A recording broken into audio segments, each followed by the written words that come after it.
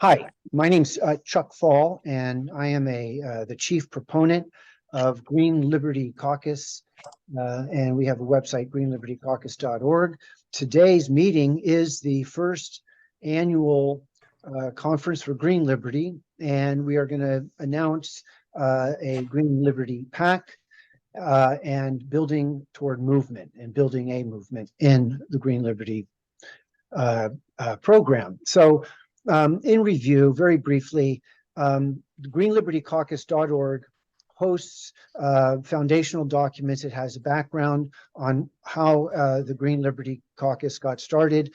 I'll just say that it's got started from conversation I had with my friend Spider, who's on the call with us, and we've explored problems of the power structure, and we've come to the conclusion that we are in effect lied to, and that these lies need to be called out. If we can't liberate from the big lies, then we remain shackled to the power of what we're experiencing today.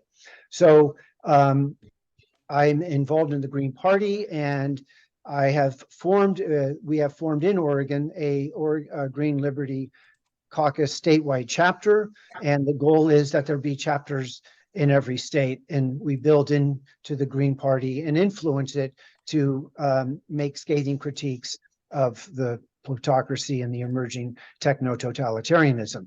So what we have today in our lineup of presenters is Gloria Guillo will speak from the Green Renaissance Project, Sovereign Rights Movement.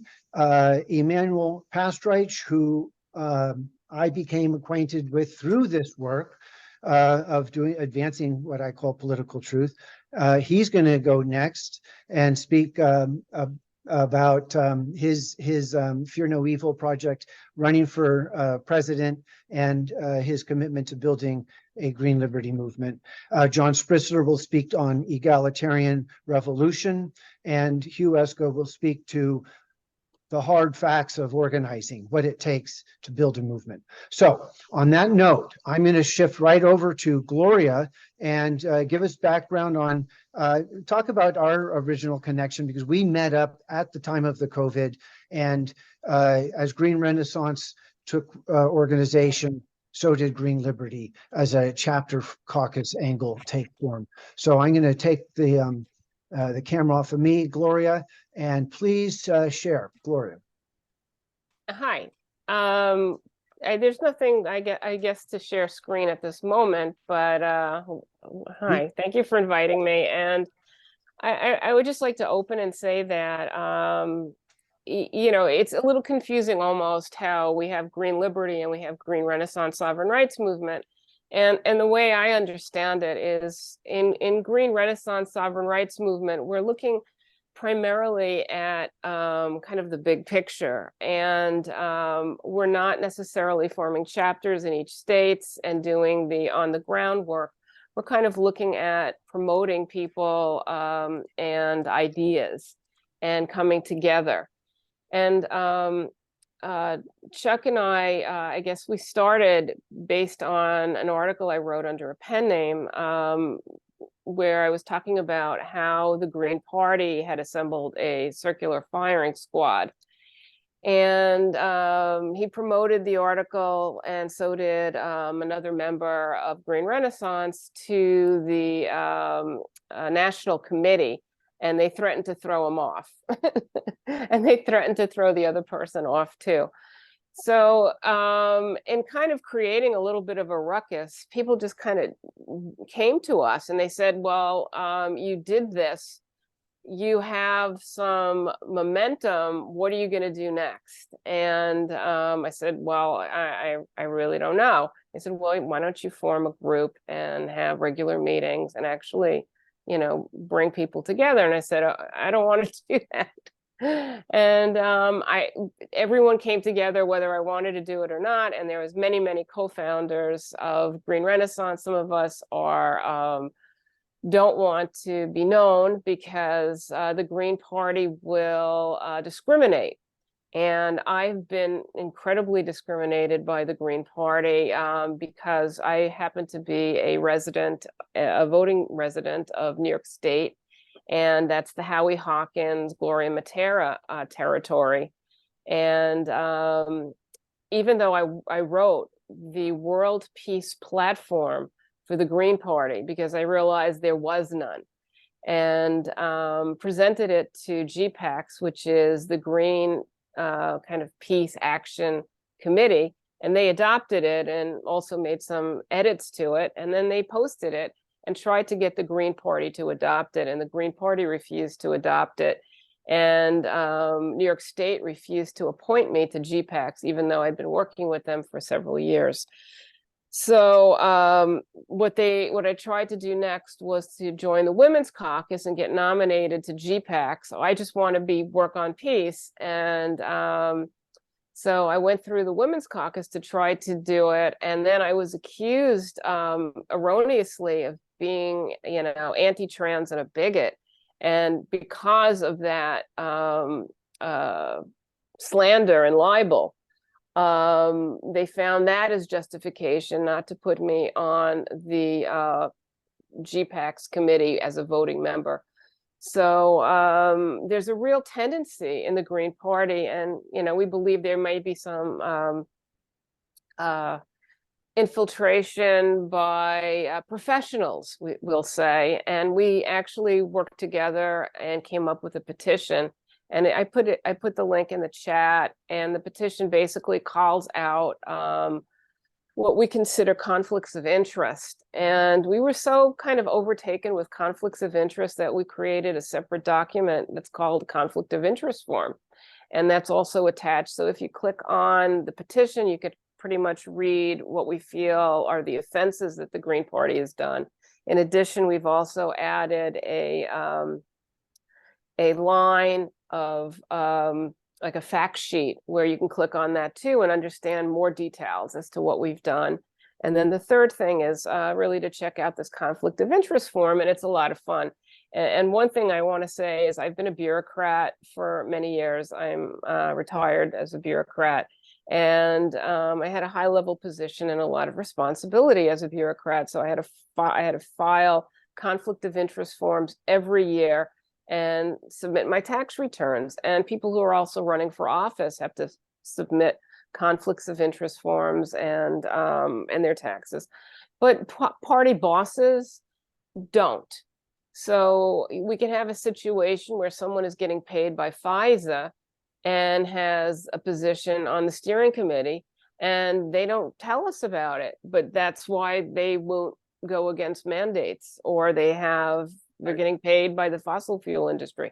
So basically that's that. And one of the things that we're doing that's very important is we're having weekly panel discussions and teach-ins on US imperialism and its role, especially now we have a lot of conflict between Jewish and Muslim, and we really do not like that. We really want everyone to be together as the working class, and we don't see things in terms of the vaccinated or the unvaccinated, or color or religion. We see us all together united as the working class. And to be united, two things are very important. One is that you have truth. And that's where Green Renaissance really intersects very, very closely with the work that Chuck is doing, because you cannot, if you don't have truth, you don't have anything. So then after truth, then you can have justice. And after justice, you really can have unity and you can have change. So that's how we approach it. And Green Renaissance is more at the global level or more of the think tank level. And the work that Chuck is doing is more state by state, cell by cell.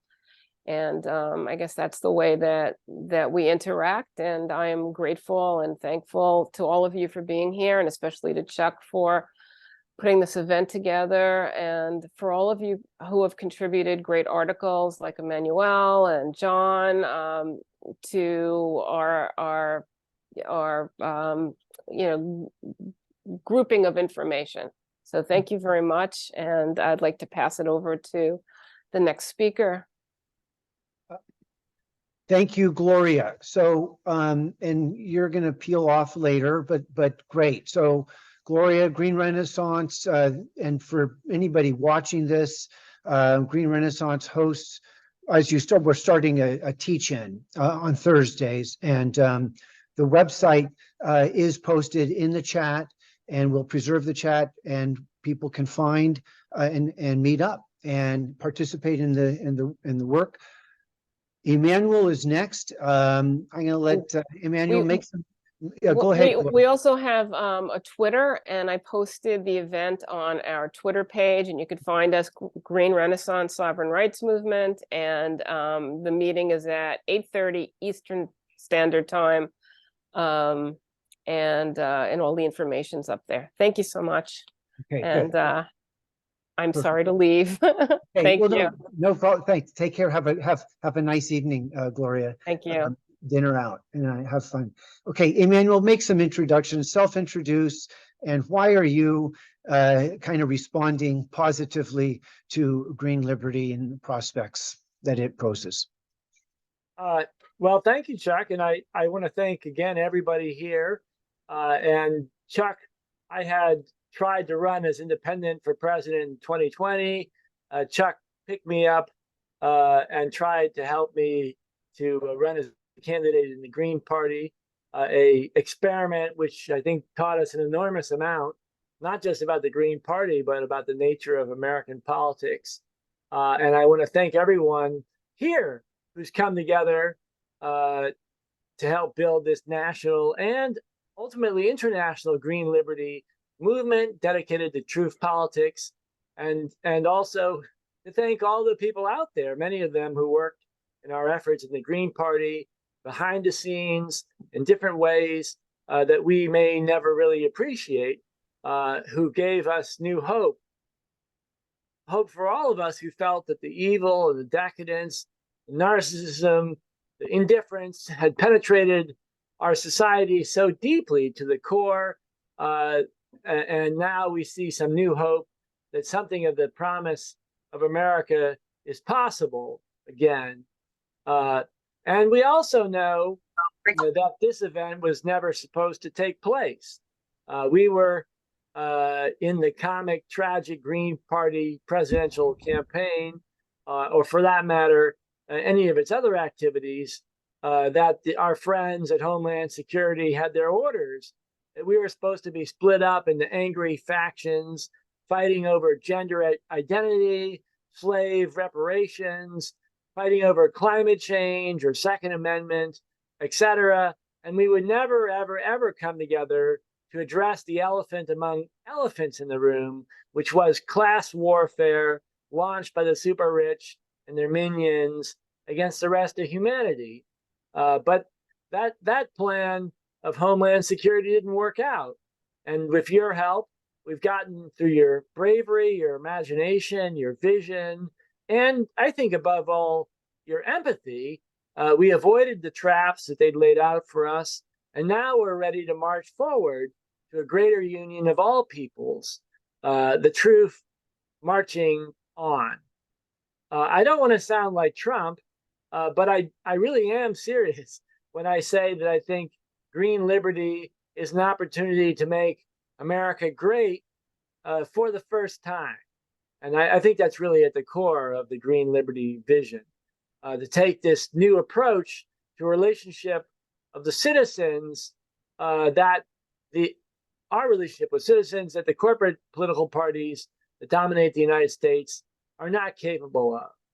The rich and the multinational corporations they control are happy to shower the political parties with money because they know that they will get value that's equal or greater than the money that they invest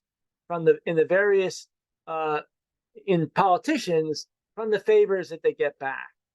But for the average citizen like us, however, the only reason to donate to a political party is an abstract idealism, a belief that somehow the money you give a politician will help to realize some ideal, hold up some value in policy through the efforts of that politician or that party. There is no expectation or even hope that the political party will offer you, the citizen, and your family benefits for that contribution in the way that a corporation or the rich get benefits from their politicians. In fact, as you know, the Democrats or Republicans don't have an office nearby where you can ask for their help or even accountability. And if you're foolish enough to call them up, you'll get a recording asking for even more money. So our position, I'm speaking for everybody here, but I think I represent what we've discussed so far is that we're not sucking up money to prepare hyped up elections that change nothing, that will make IT contractors and PR firms rich. No, we're going to work with you together to completely transform the United States from the bottom up into an egalitarian, transparent, accountable, democratic, scientific society in which all citizens have basic rights and all children have equal opportunities. As Langston Hughes put it, and I prefer his vision to Trump's, quote, out of the rack and ruin of our gangster death, the rape and rot of graft and stealth and lies, we the people must redeem the land, the mines, the plants, the rivers, the mountains, and the endless plain, all the stretch of these great green states, and make America again. So I'll just say a few words about some of the proposals for activities and how activities are undertaken at the local level, state level, is something we'll work out amongst ourselves in the process in a democratic, participatory, and deliberative manner.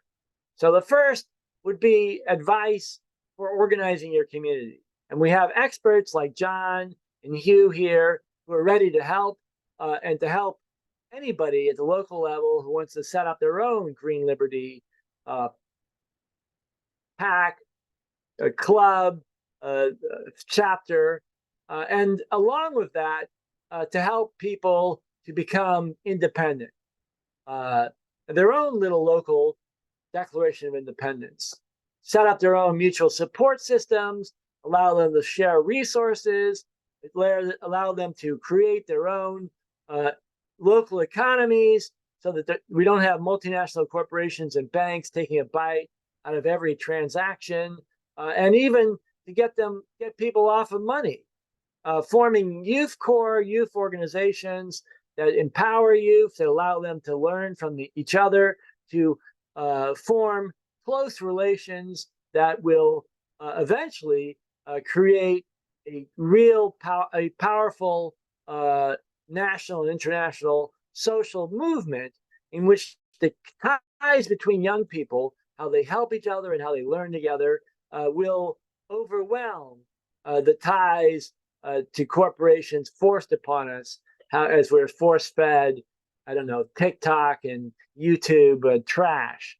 And along with that, number 4 would be setting up educational programs to teach people, teach them how to teach themselves, educate themselves, whether it's specific skills, how to cook, how to grow food, how to care for yourself, how to care for your health, or it's, for that matter, explaining how the world works, how banks work, how government works, how IT firms work, how economics, politics, society, international relations actually function in a manner which is accessible, but is, as Chuck stressed so critically, is truthful, right? It's not a fantasy. It's not rigged up to deceive or to reinforce the authority of the elites, but to actually bring knowledge, understanding, and ultimately wisdom to commoners, to ordinary people who are far more capable of governance than the elites are. Also, I mentioned about money, but there are very specific programs we can put together, help people to put together as we go forward for barter and local currencies that allow people to exchange services, food, and other things, repair between each other within the community, and therefore make buying into Green Liberty something which makes economic sense, i.e., you join Green Liberty because you believe in the ideas, but it also will introduce you into this community in which you can exchange, whether it's babysitting or cooking or food you grew or repairing cars or carpentry for similar services or items, and allow you to create your own independent economy. And if you create your own local currencies, by the way, they're not subject to inflation because they're not manipulated by the Federal Reserve. And along with that, of course, whether it's cars or tractors or washing machines or power tools, to share resources and tools. And then beyond that, creating your own local newspapers.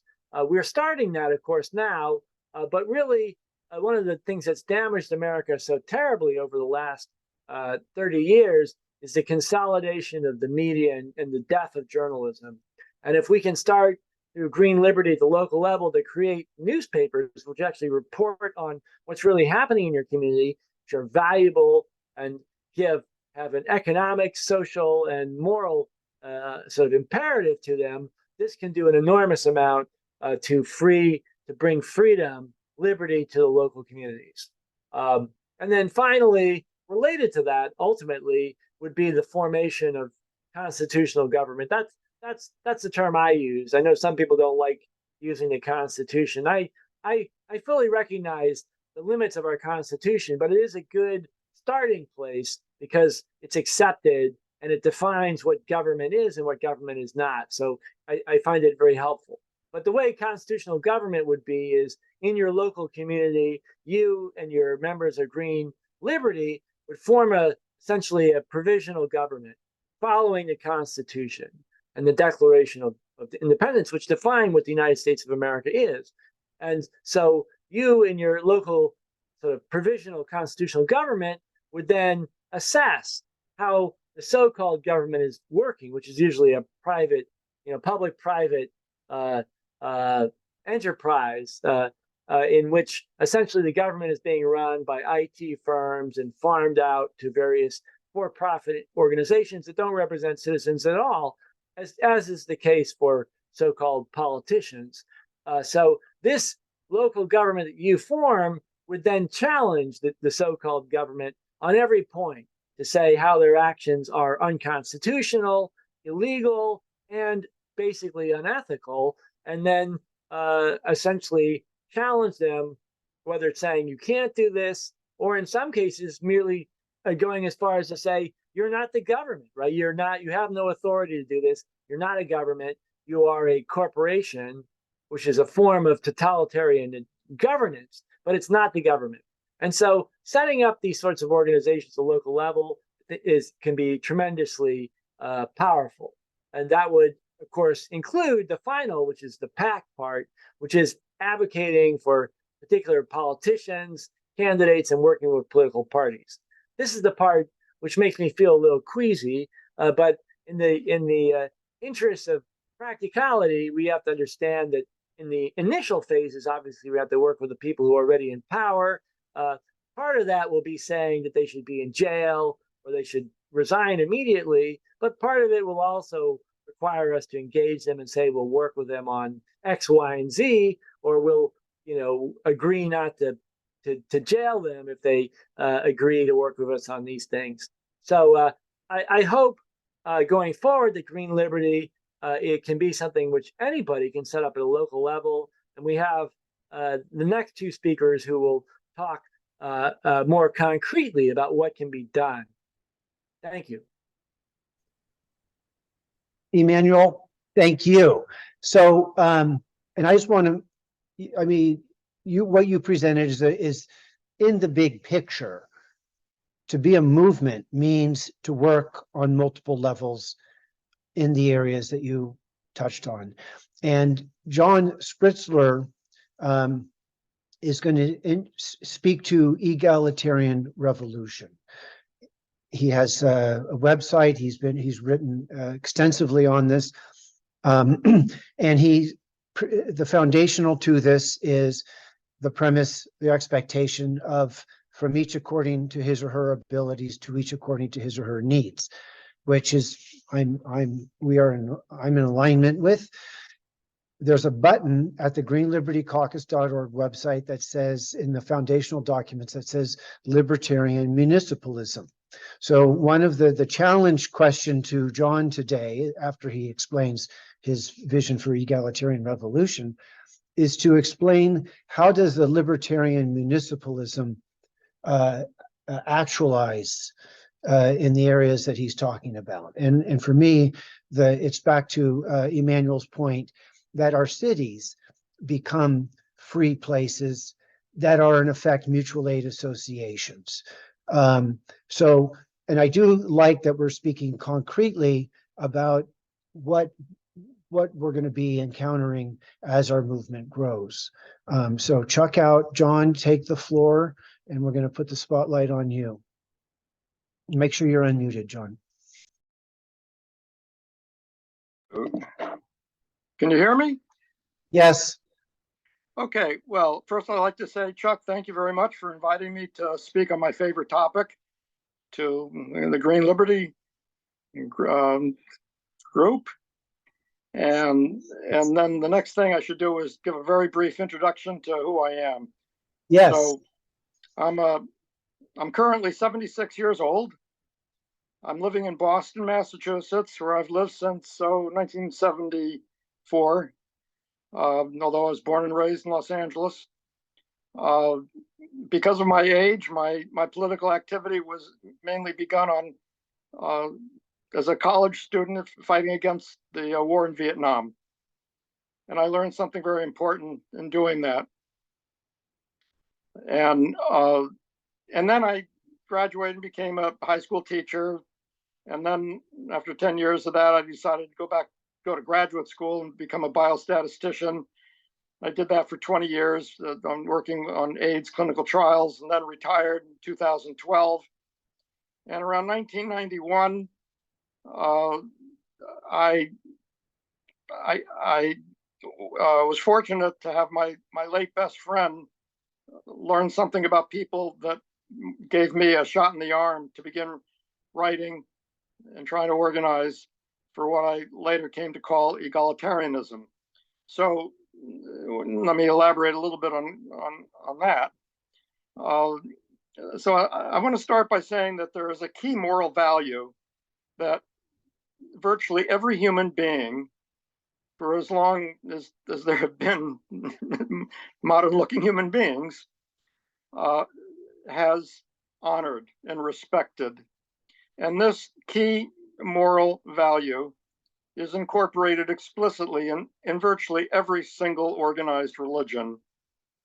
And the vast majority of people take it very seriously, but there's a small minority who don't, but it is taken so seriously by so many people that this small minority who go against it dare not openly go against it. They have to pretend to support it. And so when they advocate something that goes against this moral principle, they have to try to make it seem as if it's for some reason a way of implementing this moral principle with lies and so forth. So I think you can guess what the moral principle is that I'm talking about.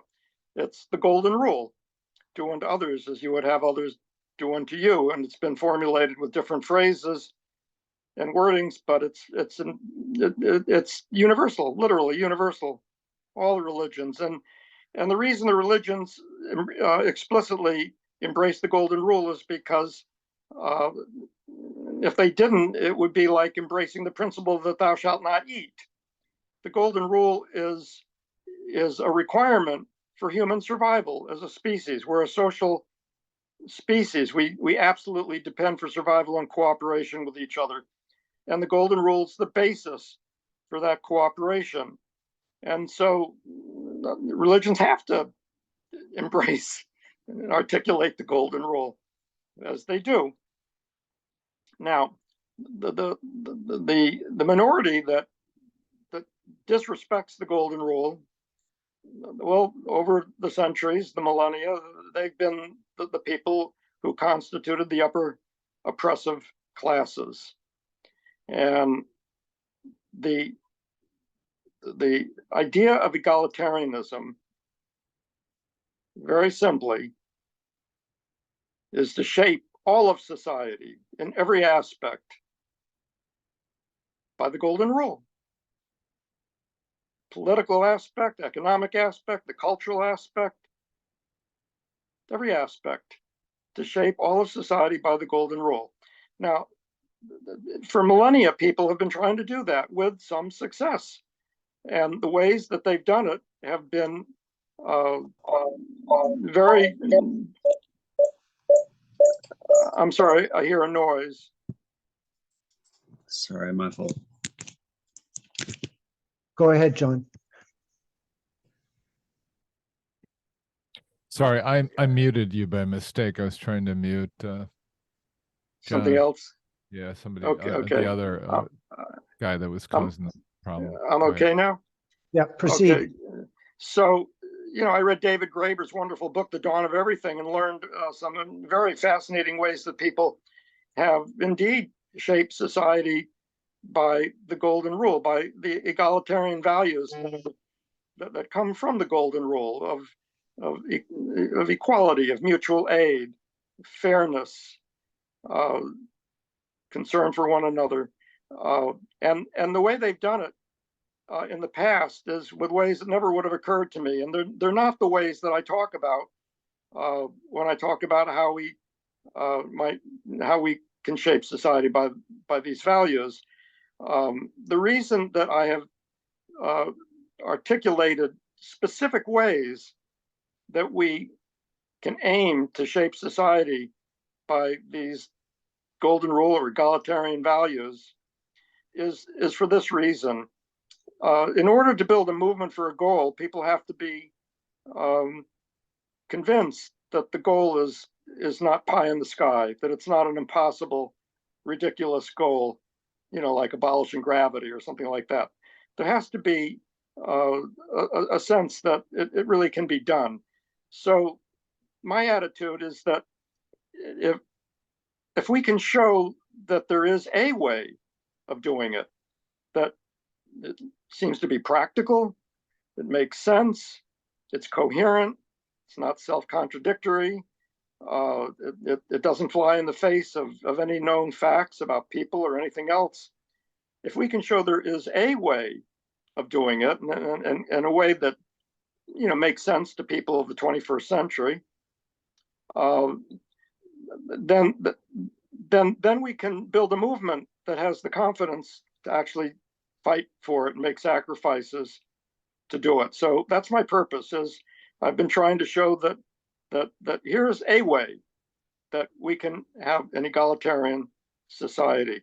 So one of the main things about giving people confidence that it's possible to do it, so that people have the confidence to actually fight for it, is to understand that they're not alone in wanting this goal. So first of all, I think we have to realize that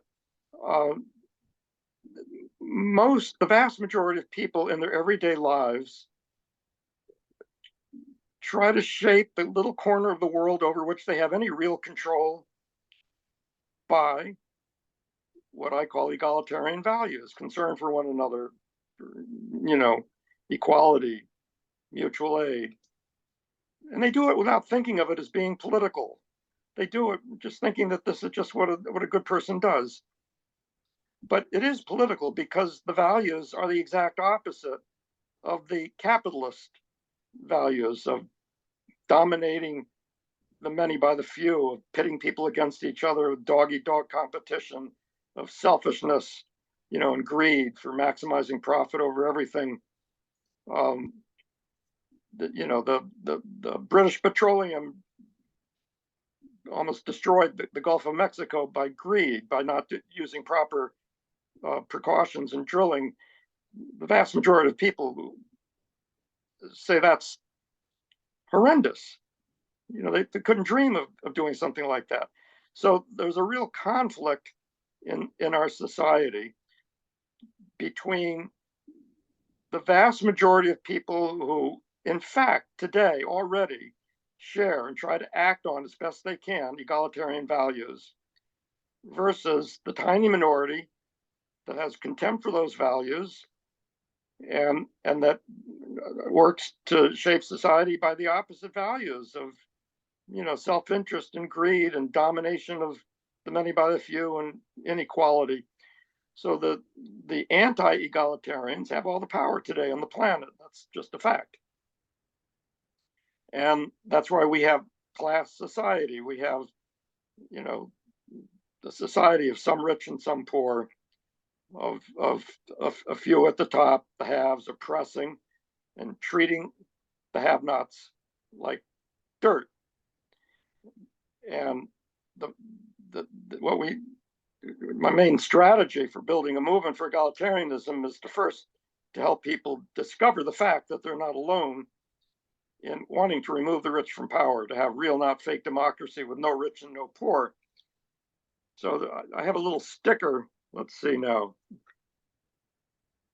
that says, let's remove the rich from power, have real, not fake democracy with no rich and no poor. And I ask people, well, random people in the street with interviews, some of which I videotaped, you can see on my website. Do you think that's a good idea or a bad idea? 90% of random people on the street in all different neighborhoods of Boston say it's a good or a great idea. I went to a pro-Trump rally in 2016. I tapped 50 people on the back as they were turned the other way listening to the speakers. And when they turned around, I showed them that image. I said, do you think this is a good idea or a bad idea? 43 out of 50 said it's a good idea or said it was a great idea. And all of them took the button with that image on it when I offered it to them. And many of them pinned it on their shirt right on the spot. There was a woman, it was a very hot day. A woman liked what I was doing so much, she insisted I take a bottle of cold water that she had brought to the rally. So only 4 of the 50 people were hostile to this statement on the button. Mm-hmm. And 3 said they didn't know what to think. Now, this is a pro-Trump rally. I have on my website, you can go to the very top of pdrboston.org and you can find the link to where I have displayed 500 photos of my zip code neighbors, all of them holding a sign saying that they aim to remove the rich from power, to have real, not fake democracy with no rich and no poor. How did I get 500 people to pose for a photo? The answer is, it was easy. I stood in front of the grocery store and the drugstore in my town, Brighton, Massachusetts, the working class, middle class town. And I held the sign up. I said, do you agree with this? And they said, yeah. And I said, well, would you please pose for a photo to let people see, publicly that you agree with it? I got 500 easily. The main reason why people would not pose were things like this. The funniest one was this elderly man who said, oh, I can't pose, I'm in the witness protection program. But the most common one was women who said, oh, I don't have my makeup on. No, I don't look good enough. Some people actually held the sign in front of their face for that reason. And there were some people who were afraid because they thought they might get fired, that their boss would find out. So there's fear. But despite all of that, the point I'm trying to make is that we are in fact surrounded by egalitarians, although people never heard the word before, but by people who would love an egalitarian revolution. I have one of my videos on the website where I made it a point of asking people. I said to them, if an organization that was fighting for something that they supported, like maybe a higher minimum wage or something like that, if that organization came out and explicitly said they were fighting to remove the rich from power, to have real, not fake democracy with no rich and no poor, I said, would you support the organization more or less if it did that? Like they all said, more. But think about it.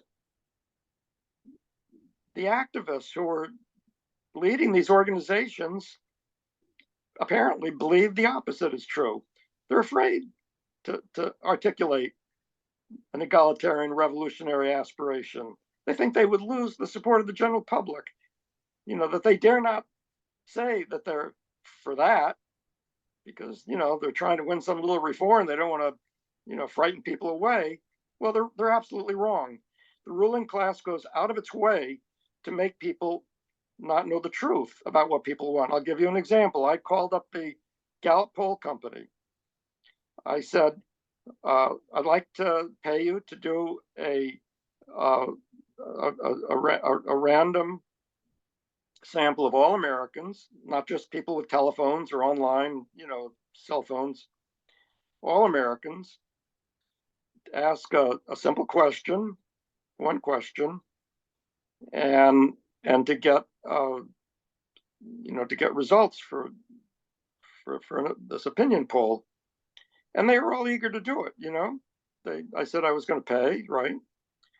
And I actually, because I was a biostatistician, I knew how to calculate how small a sample I could get away with, and so how much it would cost. It was about $16,000 would be the cost. I figured, well, with my own money and a GoFundMe and friends, maybe I could raise that. So I was serious. And the Gallup poll, had some back and forth. And this is online. I have the whole exchange of emails online on my website. And they're all, ready to go. And then I told them what the question was. I said, do you think that let's remove the rich from power to have real, not fake democracy, no rich and no poor is a good idea or a bad idea, right? Oh, no, they said that doesn't fit into our business model. That we can't do. So there you have it. The Gallup poll, like all American corporations, works to make sure that Americans don't know that they are in the vast majority wanting an egalitarian revolution.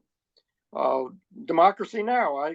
I responded to their request for suggestions and said, why don't you do what I did? Go around the country, not just Boston in my case, but go around the country with a video camera and interview, random people in the street, ask them whether they think that's a good idea or a bad idea. Let's remove the rich from power and so forth. No rich and no poor. And it'd be a great idea in terms of interest. People would love to see how people respond to that. But no, they wouldn't do it. No, because they're government funded, by the way. So, so there we are. So now let me just, Chuck, do I have time to talk about what I think is a way that egalitarianism could work with Yes. municipal? Yeah. Okay. So bring us back to that. Here we go. I'm going to start with the political aspect because that leads more easily into the economic. So politically,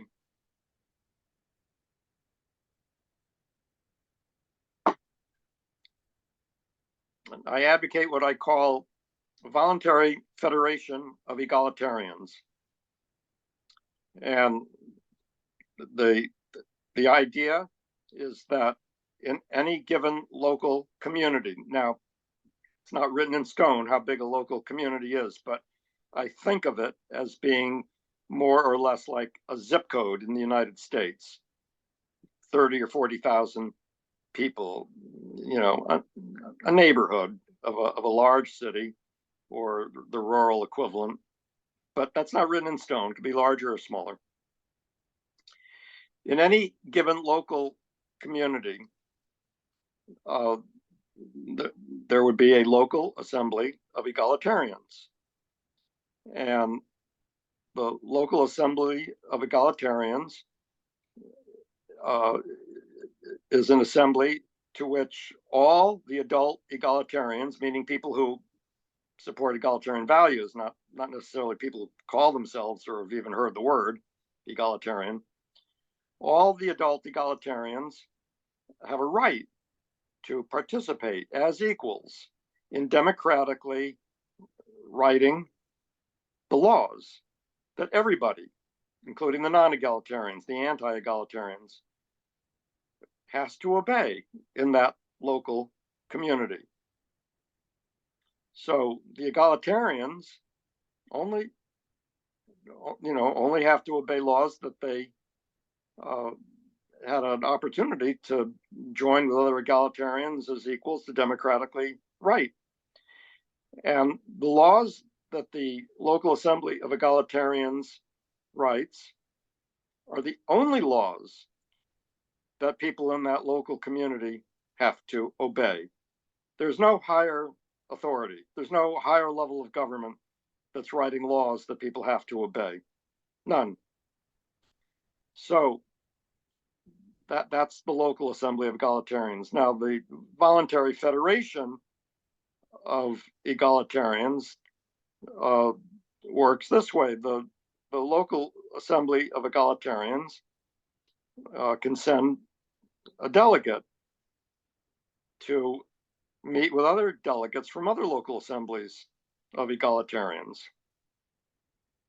And those delegates, when they meet, I call that a non-local assembly of egalitarians.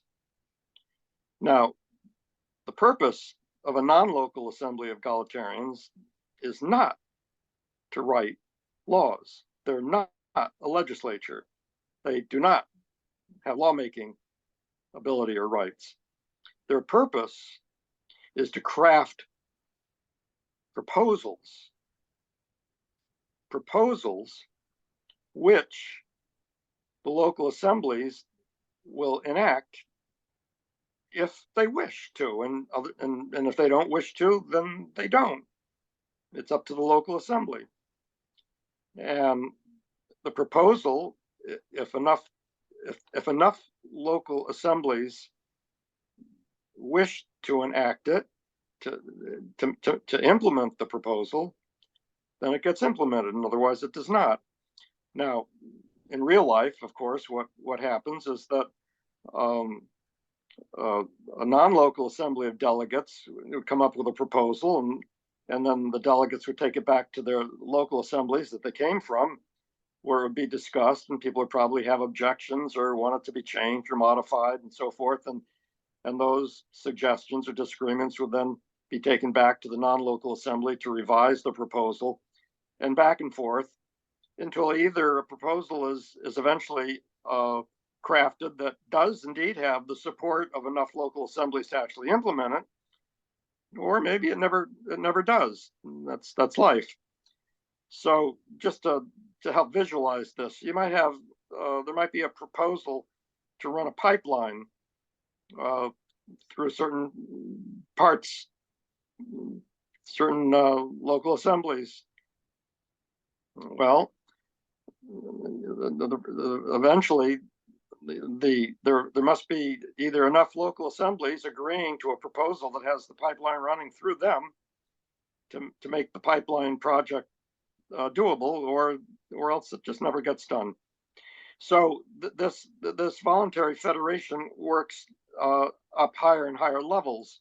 So, I just described a non-local assembly of delegates from local assemblies, but this non-local assembly in turn can send delegates to meet with delegates similarly from other non-local assemblies, and now you have a non-local assembly that's of a quote higher level that has delegates that come from a much larger region, maybe a whole, what we would call a state or a province, and likewise it comes up with, it crafts a proposal maybe to have an Olympic Games, or to create a university, or maybe some hospitals or whatever,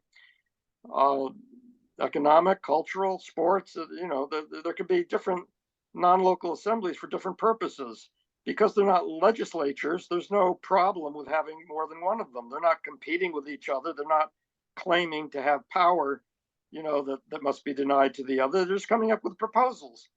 So you might have some non-local assemblies that are interested in running a pipeline across, 3,000 miles distance or a continent. Other non-local assembly that might be interested in organizing Olympics games, or universities or what have you. There's some major economic enterprise. Doesn't matter. Different non-local assemblies could have different focus. In either event, you can have very high-level non-local assemblies with delegates from a very large region, and the process is the same. They come up with a proposal.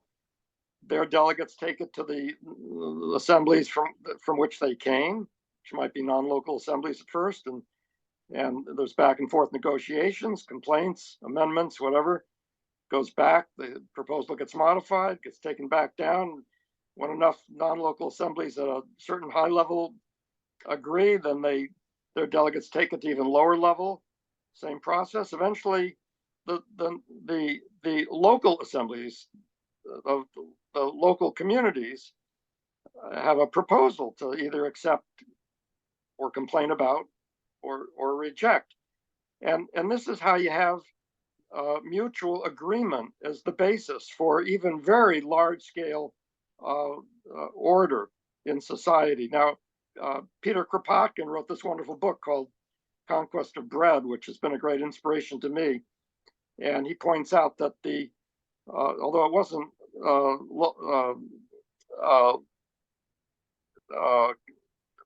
voluntary federation of egalitarians, it was more voluntary federation of capitalist railroad owners. But he points out that the process resulted in having a railroad network for the entire continent of Europe and Asia that allowed people to ride on a railroad from the west of France to past Moscow on multiple little privately owned railroads that worked smoothly and wonderfully, and it was all based on voluntary agreements.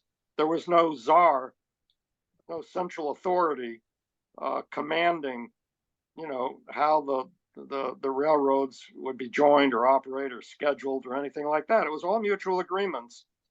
So in proposing voluntary federation of egalitarians with the local assemblies being sovereign, the only lawmaking power, I am not proposing something which is incapable of achieving tremendous social order on a large scale. So that in a nutshell is the political side. Now, the economic side is this. The voluntary federation of egalitarians is about creating mutual agreements. And one of the sort of special kinds of mutual agreements is to agree for as many people as want to, as many local communities as desire together to do it, to form what I call a sharing economy. And a sharing economy is one in which people, by mutual agreement, which includes details, agree to share their economic productivity of goods and services on the basis of, from each according to reasonable ability, to each according to need or reasonable desire, with scarce things equitably rationed according to need. Now, I use the word reasonable twice there. Who decides what's reasonable? Well, the democracy that is the voluntary federation of egalitarians, the local assemblies in any given community, they decide what's reasonable. And in a sharing economy, there's no money. Money is not used. There's no reason for money. The mutual agreements are to produce things according to the from each according principle. The details are arranged by mutual agreement, and if Chuck, if you say I should explain how it works in more detail, I will. Otherwise, I'm afraid I might be using too much time. Hey, let's do this. Let me get my picture back on here. So let's pause you there. And it sounds like just libertarian municipalism is language Murray Bookchin invented to describe basically a kind of confederation of free cities. Is that language that you think is useful or not useful? Yeah, you know, I just read, just before this call, I read his statement about libertarian municipalism. And there was, it was basically a different vocabulary and a little bit different emphasis for saying what I just said. It's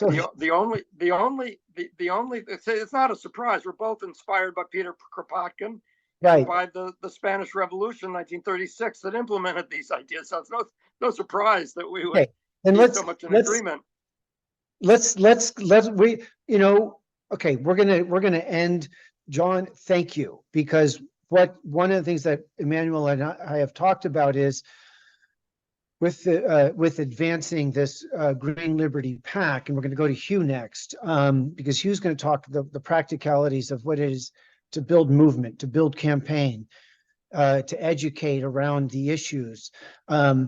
Because what we want, obviously what we need, is for a forum such as we are in right now to start elaborating on these questions of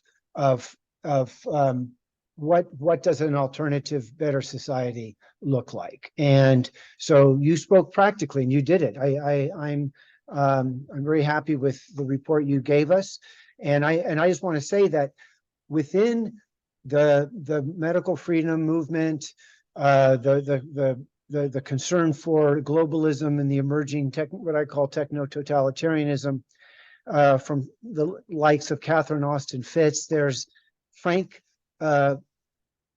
language about the need for decentralized devolution of power. And so that's a question I think is appropriate for us to explore. What does that look like in the future? What could that look like? And the emphasis of from each according to his abilities to each according to his needs is the general fairness principle that, you know, we're all pitching in and no one's being left behind. So, okay. That's a topic for future discussion. I'm going to go to, and because then I'm sure people have questions. So Hugh, explain, we have formed a PAC. We have the EIN, we've got the Federal Elections Commission recorded. Emanuel is going to take on being treasurer unless we can, but initially as we build out our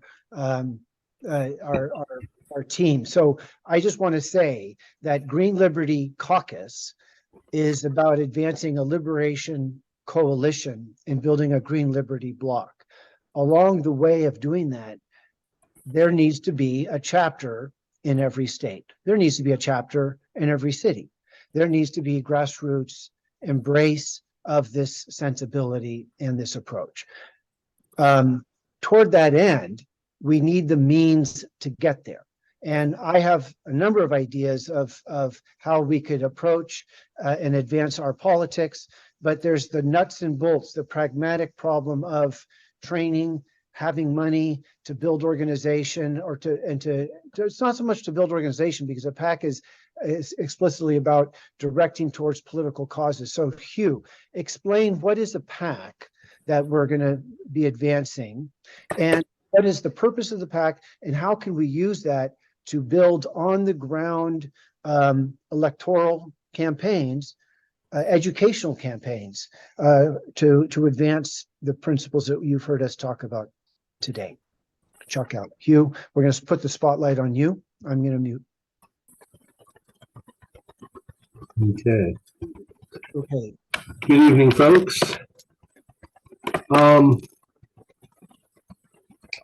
Well, I mean, a PAC provides us a mechanism for raising and disclosing in a transparent way the money that we are bringing in and how we're spending it. And by transparent, I mean anyone in the world, our political opponents, our political allies, the media, foreign nationals, native born, whomever, can go to a website on the Federal Elections Campaign or Federal Elections Commission, rather, website, and look up how we're raising money, who we're raising it from, how much we've raised, and how we're spending it. So that's the value of our organizing as a PAC is that it provides us transparency. The other value is that it allows us to pool monetary resources in order to advance electoral work. There are there's a video that I published to the Georgia Green Party's website just recently, where the former chairman of the Federal Elections Commission, who now is the attorney for Stephen Colbert's Political Action Committee, explained all the ways that you can actually skirt campaign finance laws in order to, in the words of Jimmy Carter, former governor of Georgia, former president of the United States, participate in a system of legalized bribery. I think what we're interested in doing, though, is not, playing, we want to play the game in a new way. And by game, I'm talking about contesting for political power. And so, while it is possible to organize in particular ways and raise dark money and funnel money in private and secret ways, I think that there's a value in our doing this in a transparent way that is all above board and that allows people to see what it is that we're up to. And so that's the value of organizing as a political action committee, is that it allows us to pool financial and other material resources and expend them on electoral politics in a way that can be meaningfully contrasted with the legalized bribery that goes on that gets our political opponents elected.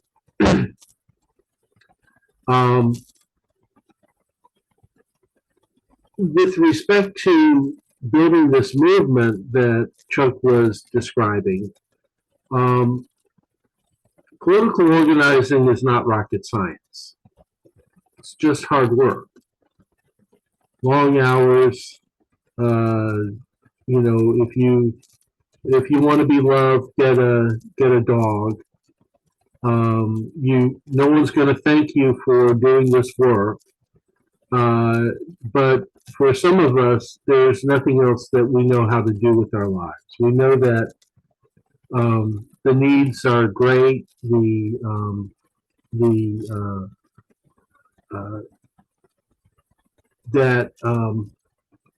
The crisis is real, and that someone's got to step up and address it.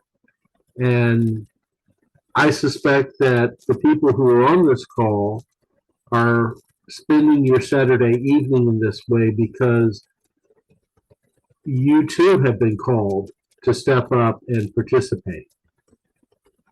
The invitation to this meeting included a link to a page where Cynthia McKinney addressed the Lawyers Committee on 911, or 911 Truth, rather. And in this 26, almost 27-minute video, she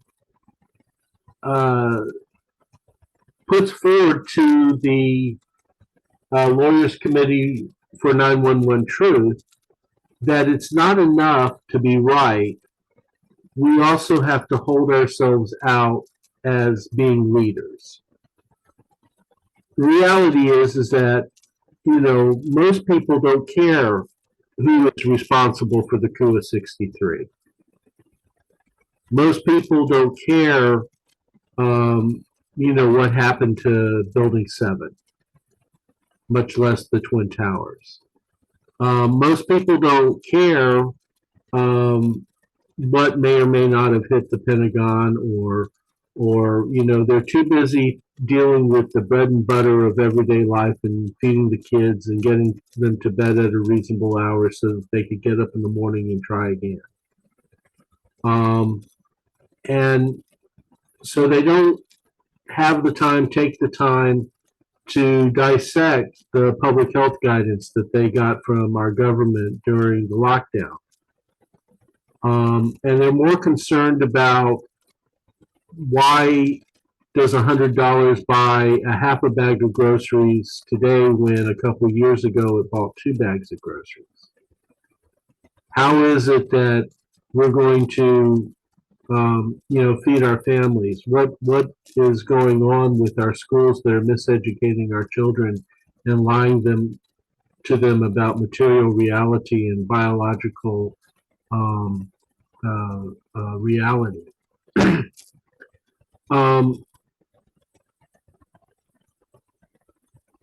But in spite of that orientation of the average voter, Cynthia was reaching out to these attorneys for 9/11 Truth and saying that it was time for them to step up and participate as leaders, to participate as a part of a slate of candidates who would go forth and offer themselves for elective office. That those of us who have demonstrated by, a lifetime of work have a responsibility now, a lifetime of work dedicated to, raising these questions of truth. We have a responsibility now to step up and offer ourselves as leaders to the nation that we want to build. It's not enough to be right on the issues. We also have to get our hands dirty and participate in the process. The conversations that I've had with Emanuel and Chuck on, how it is that I can contribute to this effort relate to, what it is that actually relate to a couple of commercial offerings that I have made on my website. So I'm trying to paste those into the chat right now. The first that I want to draw your attention to is a program called Before You Qualify. I think I have this spelled correctly. So I just put 2 links into the chat. And the first link is a program that I offer called Before You Qualify. And this is just like the front door. And it's intended for people who are considering a run for public office or considering supporting someone who's running for public office, to help walk them through the kinds of questions they need to get resolved before they go public, before they file with the campaign disclosure people, before they qualify with the to get on the ballot. There are questions that we need as potential candidates to get straight about so that you know what? It probably would help if I wasn't sending that directly to Tom.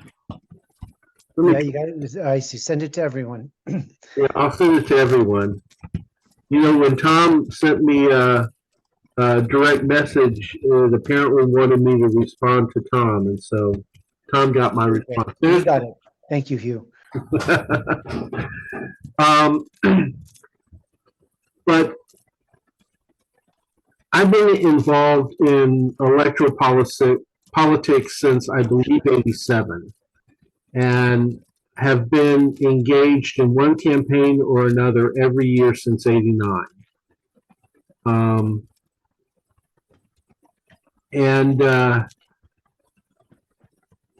I have worked with candidates who have put their name out there and stood for election and been satisfied to be write-ins. And I've worked with candidates who were running to win. And I've worked with a couple of candidates who actually won political office. And I've worked with, because I've mostly have worked with Green Party candidates.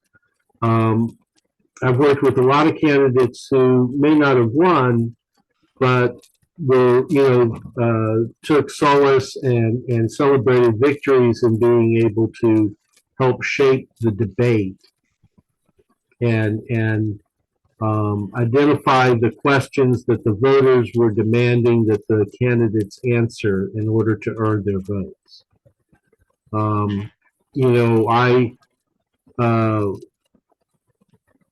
I participated myself as a candidate for the state assembly in a special election about 20 years ago. And, the main accomplishment of that race, even though I was distracted by all sorts of other responsibilities when our state representative died, and really did not have the time and energy, much less the money it would have taken to run a viable and winning campaign. Because I was able to participate in the multi-candidate debates, I was able to put livable wages into the conversation. And of the, I think, 8 or 9 of us who were running, I started talking about livable wages at the very first debate. By the third debate, there were 3 of us talking about it. Unfortunately, neither the Republican or the Democrat who had all the money wound up talking about it. But we were, given that I was only on that campaign for about 5 or 6 weeks, I felt good about that. Special elections really belong to the people who have the capacity to jump in with their ducks in a row and money lined up and the backing of political machines that can help turn out the vote in such a short amount of time.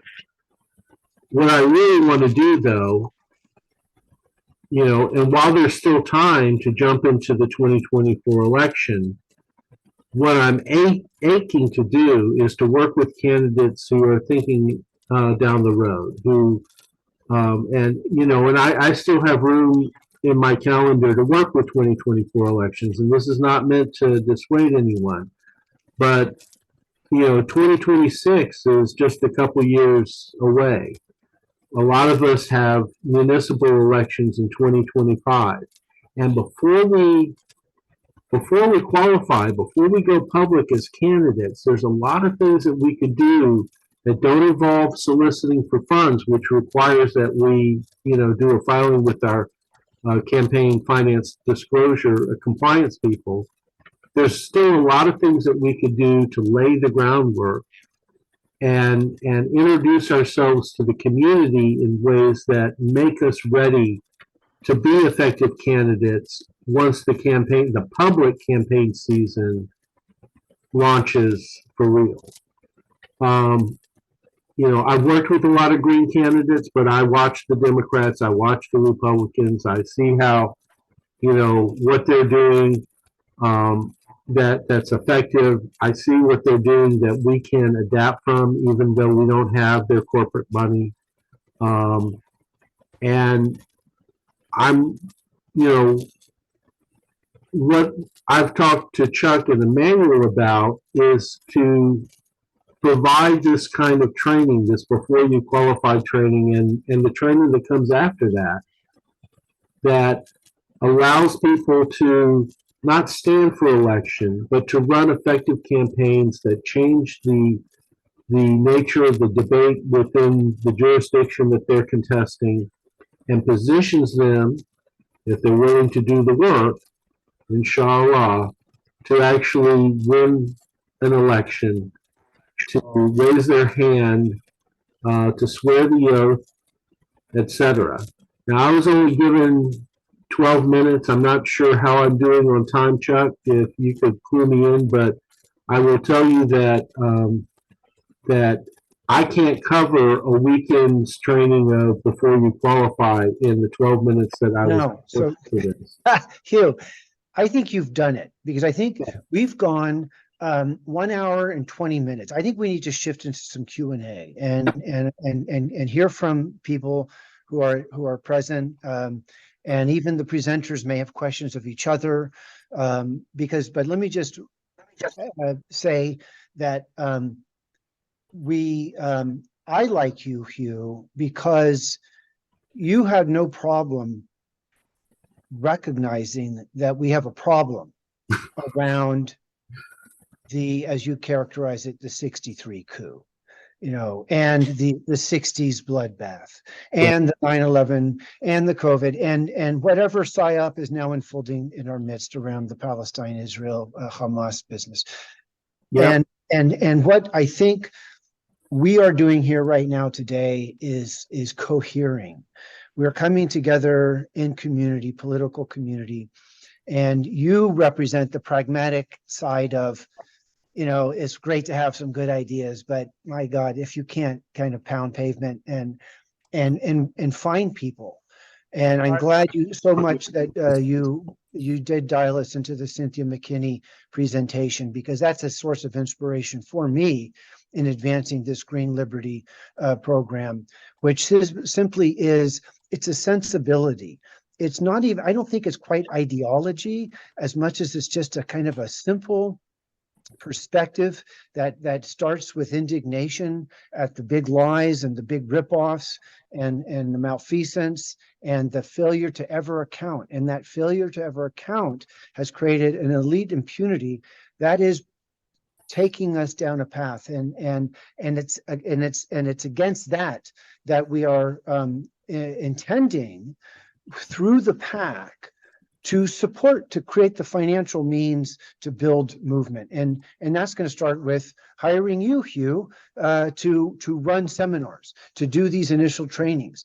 But you're not offended or discomforted by speaking frankly about political truth, that there are big lies, and it's against this to a significant extent that the plutocracy holds their power over us, and those are so many rabbit holes we can go down and start unpacking. Let's take questions, and people have heard. You hear where we're coming from. You hear where we want to go. What are the thoughts? Okay, so Emanuel just said let each attendee make short closings. Absolutely. Let's just do this. Emanuel. So either John, a question or a statement by each of the people who's present. Yeah. No, but you're saying, Emanuel, just before we open it up for Q&A, Right. why don't you take a 3-minute kind of wrap up from what you heard, reflect, John, reflect, and even Hugh will get to reflect after hearing from you all. You all in the audience, think of some questions. If you want to post into the chat, we can go from there, or raise your hand, and we'll do some go around and talk about this. This is very important. So, Emanuel, you go first. Let's get the spotlight on Emanuel, please. Oh, I don't want spotlight. No, it's good for the camera. From Joe and Martin and Ellen and the other people out there. Chuck, I think you misunderstood. Emmanuel's talking about the people that have not spoken, that they should be able to make a statement. Oh, but, I need to go, but okay. Definitely let Barb say something. I misunderstood you. Let's open it up to Q&A. Absolutely. Barb, please. Where are you? Oh, unmute. Hi, I've just been listening in. Why don't you skip over me for now? Pass. Okay, that's fair. Anybody else have a reflection? Ellen, you want to share out? You've been patient, yes. I'd like to, yes. Thank you. So it's kind of a comment question. I really appreciate this forum and what you're doing. All of you, Chuck, John, Hugh, I see Joe Kopsick there, who he and I normally on a Saturday night would be at the College of Complexes. But after, this is this group in Chicago that after 50 years is taking us in the wrong direction. And I say, what you're doing tonight is doing what they should have been doing, because it's kind of been infiltrated and deliberately not participate, or like participant observation, which is kind of this Kropotkin idea, right? And so I just am very, very happy to meet y'all and be at this first conference. It's scary out here just being a spectator on the end times that we're being steered into, and I thought, I'll be should get to DC in March for Palestine, or I should be in Savannah to talk science about the vaccines. But actually I've spent this last week with a wrongfully convicted guy staying here. I got him out after 30 years, and trying to get something going with them. And so there's an opportunity that is huge right here, right now. And I need the kind of training that Hugh is offering. I've been trying to do this for years. I'm glad Chuck and John found me posting on the Truth group. That group has been great. But I tried to run for alderman or mayor, it doesn't matter. I keep trying to run just to kind of in the Cynthia McKinney spirit, because we have to stop them. And I would dare to speak out against them, just change the conversation. Basically, I've been researching corruption. I wrote a 10-page thing about corruption. And, that's why the Green Party, as a candidate, I filled out that questionnaire and said, that would be my whole reason. We can't accomplish anything until the process is cleaned up, so that you have honest, not bought, lobbied, paid for candidates. So, there's a need for us. I think I see it like the saints. James Perloff, a great kind of public intellectual analyst of the deep state from a Christian point of view, has said that we need to be saints in his last book. And I think he's right that the system has been captured. It's political theology of Carl Schmitt's type, who, they bought, 73 people that were candidates for the Democratic and the last election, the one before it, were in the CIA. So basically we've got a CIA, Mossad, MI6, it doesn't matter, bought, captured government who is really the Fourth Reich. So Ellen, they're just I'm gonna killing interrupt you. people. So anyhow, okay. you want a question from? I did want to, but no, I mean, Ellen is a wealth of knowledge, and you can get a fire hose of information in short order. So let me ask a question though, just the simple one, is how can y'all tap into the Green Party, and leverage that? That would be one thing. What's the reality of leveraging the network of the Green Party? Then I would defer probably to Hugh to give a reaction. Why don't you keep this short, and others can respond to that. I mean, we can kind of go around to some more questions, but Hugh, I mean, leveraging the Green Party, I mean, is that possible, or is who knows? I mean, that's a great question. How do you infiltrate? How do you build in? Green Liberty wants to have a caucus in every state and have recognition. That's not going to happen, Hugh says. He's told me, because the rules don't allow ideological political groups. You have to be, quote, identity, historically underrepresented, but we've been historically underrepresented. But the point is, we could become a lobbying group within the Green Party, whether a caucus or not. That's what I think. I mean, what do you think, Hugh? What's the leverage possibilities for making a difference in the Green Party? And you, of course, from Georgia, went through a disaffiliation program. So, Tom has been urging that we hear from Ms. Dahlgren, who has a report about the struggles that they're facing in Wisconsin, which I suspect are somewhat parallel to what we've looked at here in Georgia. My assessment is that the National Green Party and many of the state parties have been captured by an identity politics that is not interested in contesting for real political power on a class basis. They want a virtue signal and be right on the issues, and who is it? David Rovics has this song, "I'm a better anarchist than you." They want to play those kinds of games, but I haven't seen that they are serious about political power. And my evidence for that is that they have prioritized an identity politics and a commitment to ideological purity, and by ideological, I'm not talking about green values ideology. I'm talking about gender ideology, which is completely divorced from material reality. My own state party was drummed out of the club because we stood up for women's sex-based rights. And that was dismissed as hateful bigotry to stand up for half the population.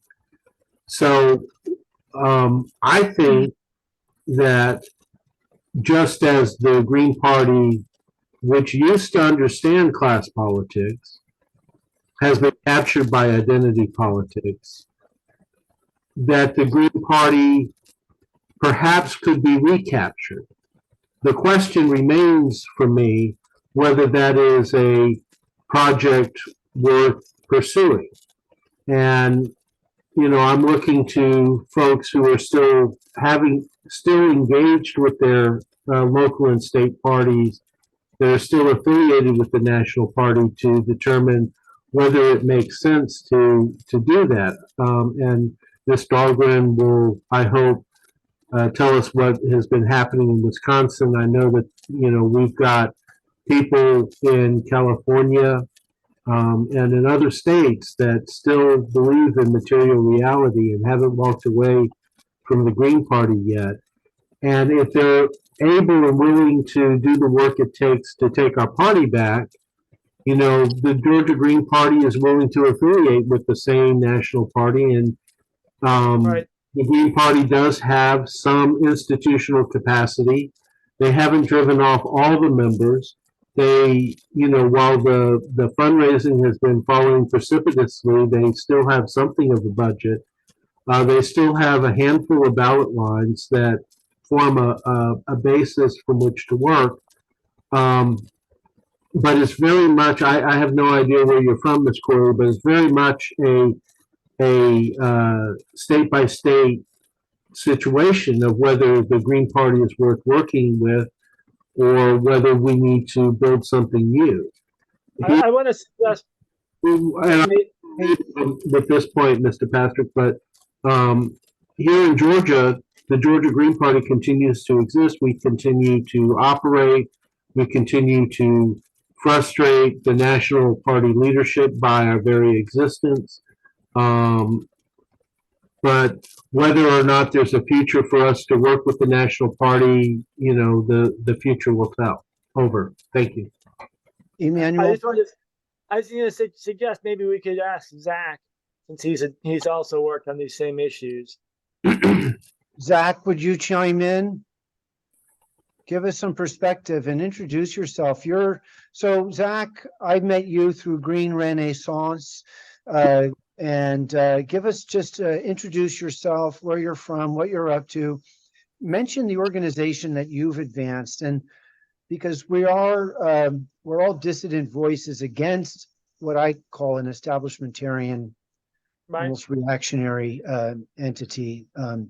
Zach, please, I'm going to put the spotlight on you. Sure. Thanks, Chuck. And I'm thrilled to hear this energy and this organizing, and that it's taken the form of a PAC.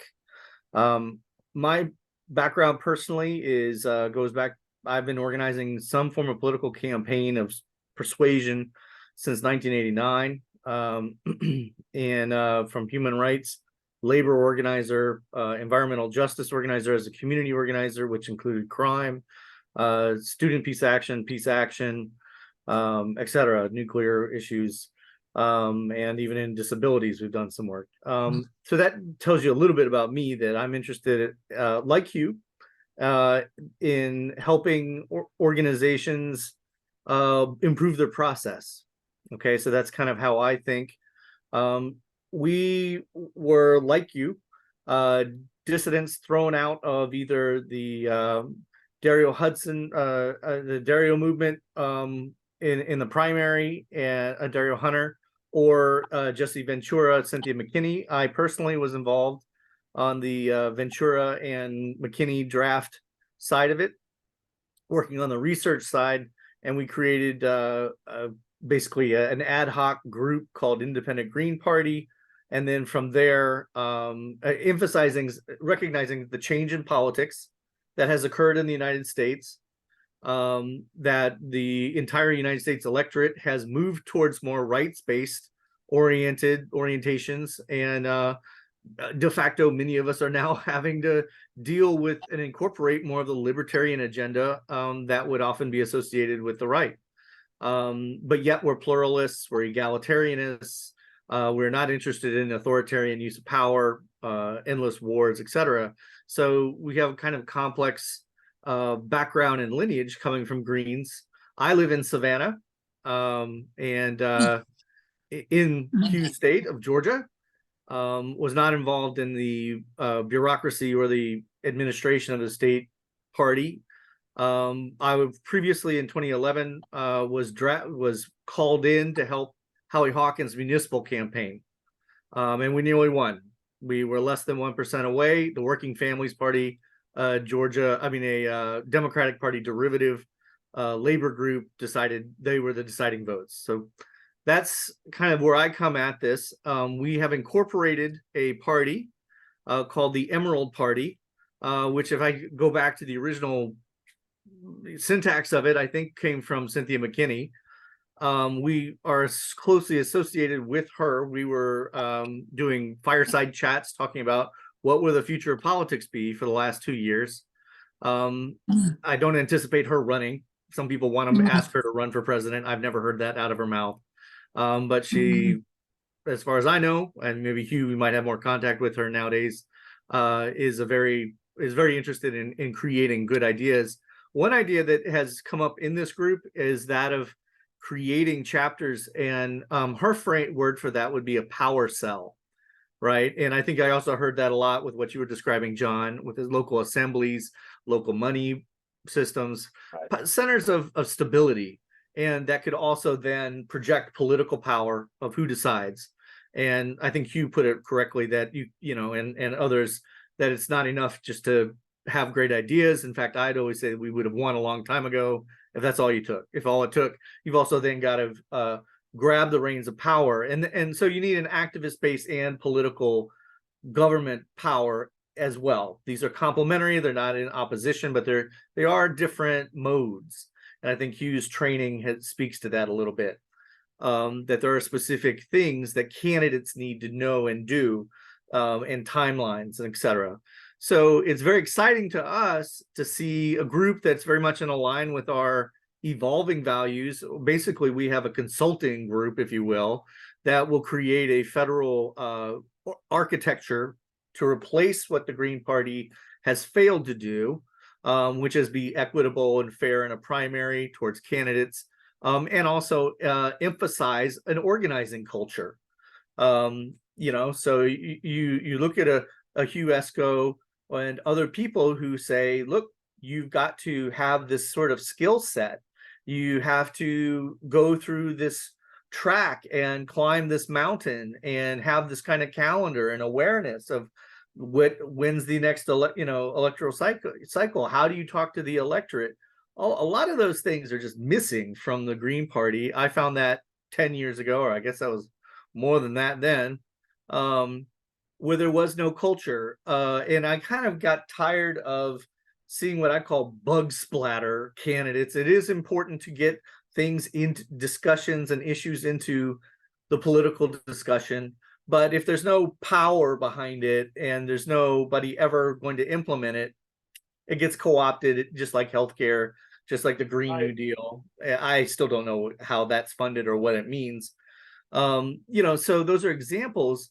So if you have a candidate, you're not 40%, then you're not really a threat. You're not really competitive in that race. And the electorate starts to be trained to ignore these issues. It's not realistic, right? And I wouldn't say that candidates should be able to do that in their first bite anyway.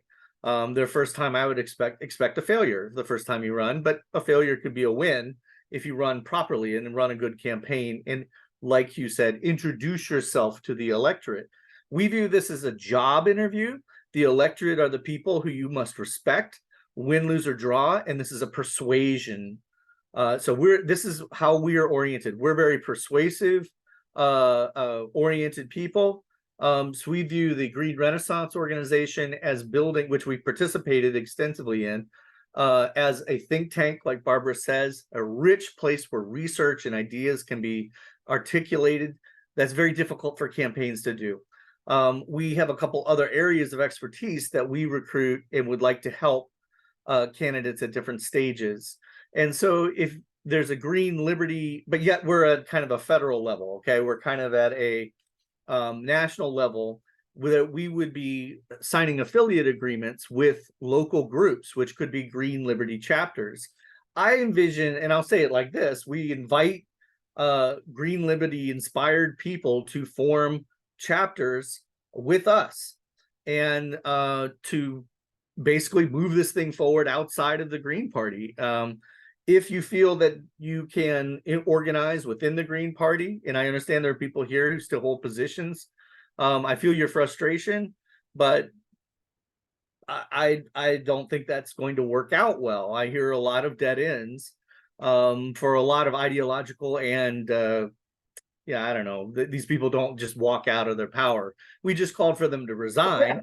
I'm sure that's going to endure a lot of, but who knows? I can't predict the future, but we're playing more of a long game. We feel that there needs to be a construction of a political party with your DNA. Let's just say it that way.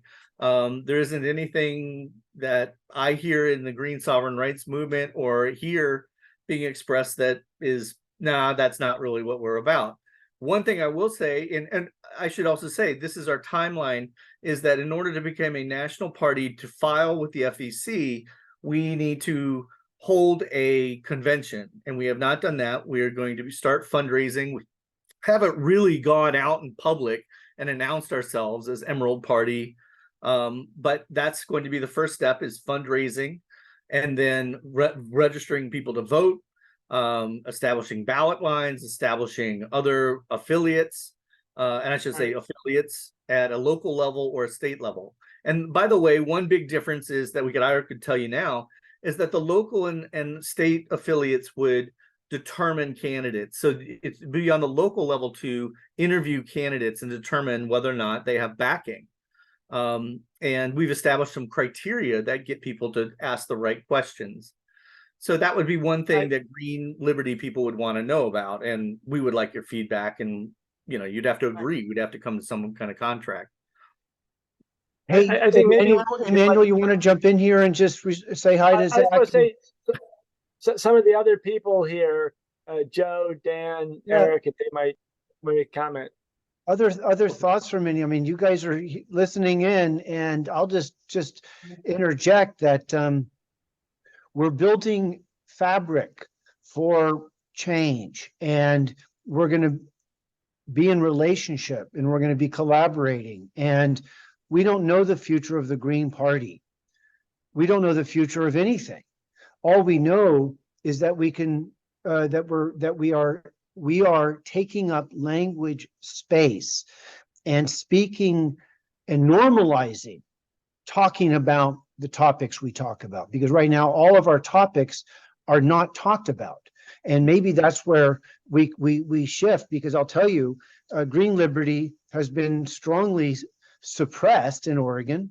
Barbara Dahlgren can report on the suppression of Liberty Greens in Wisconsin. I have two hands up. Let's go to Eric and then Dan. And if you would, what are your thoughts, Eric? You have to unmute. What do you think about what you're hearing here? Well, I just got into this meeting, but I first of all, I want to open up by letting everybody know how much I respect them all for what they're trying to do. Everybody's endeavors are fortunately very similar, and people want equitable results. This is kind of hard for me to tell everybody. I don't participate in the electoral system. I never have. I don't believe in it at all. And it's very frustrating for me.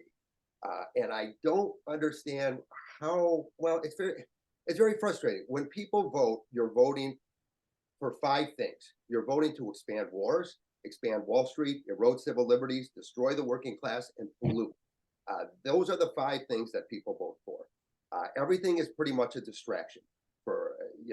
Everything else is superficial. They're minor ideologies.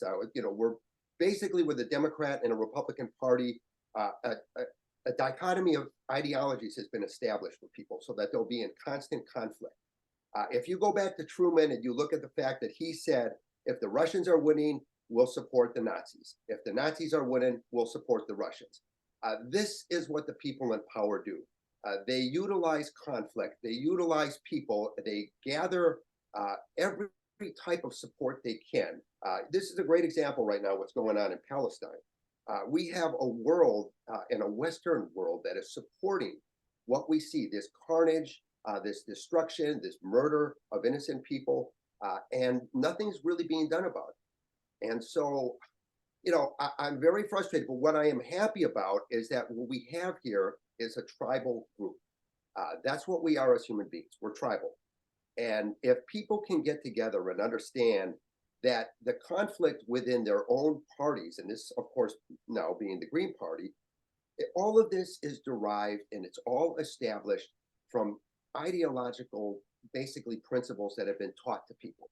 And so most of us function, if everybody remembers Freud, he made it very clear that we have a split between the emotion and the intellect. We have an ego, superego, and an id.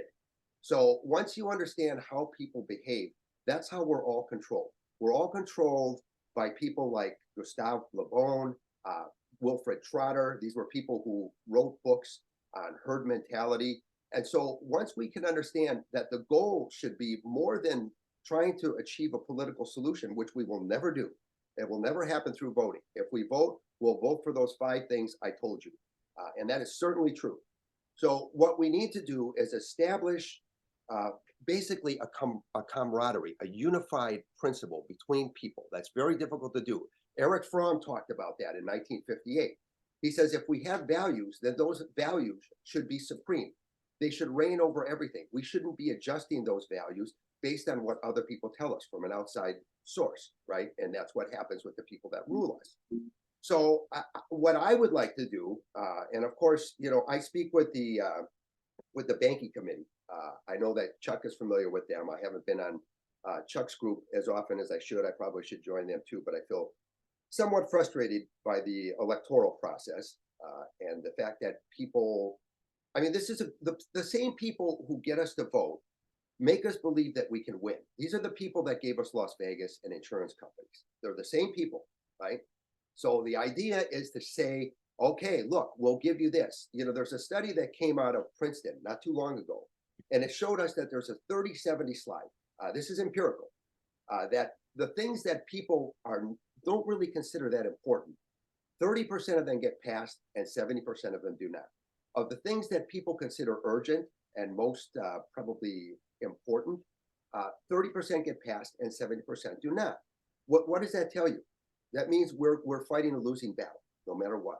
And this, again, this is established empirically by Princeton. And, you know, I'm not saying that Princeton is reliable. Obviously, they're an Ivy League college.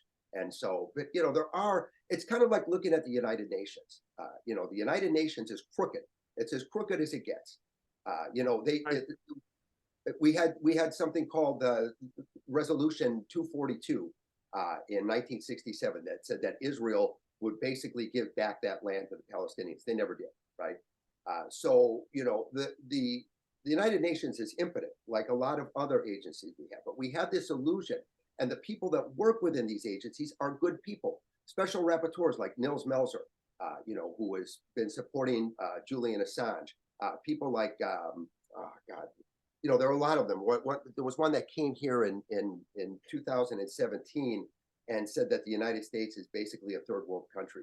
Most people don't think about that. Go to Cleveland, go to Detroit, go to Baltimore, go to, anyway, I don't want to make this too long, but basically this is what I'm trying to tell everybody is that we need to unify each other. We need to find some principles that people all agree on. But not even just that. Oh, go ahead. Somebody want to. Okay, wait. Let me. So Eric, let's interrupt you and make the observation that you're not that confident about us talking about electoral politics, and you told us why.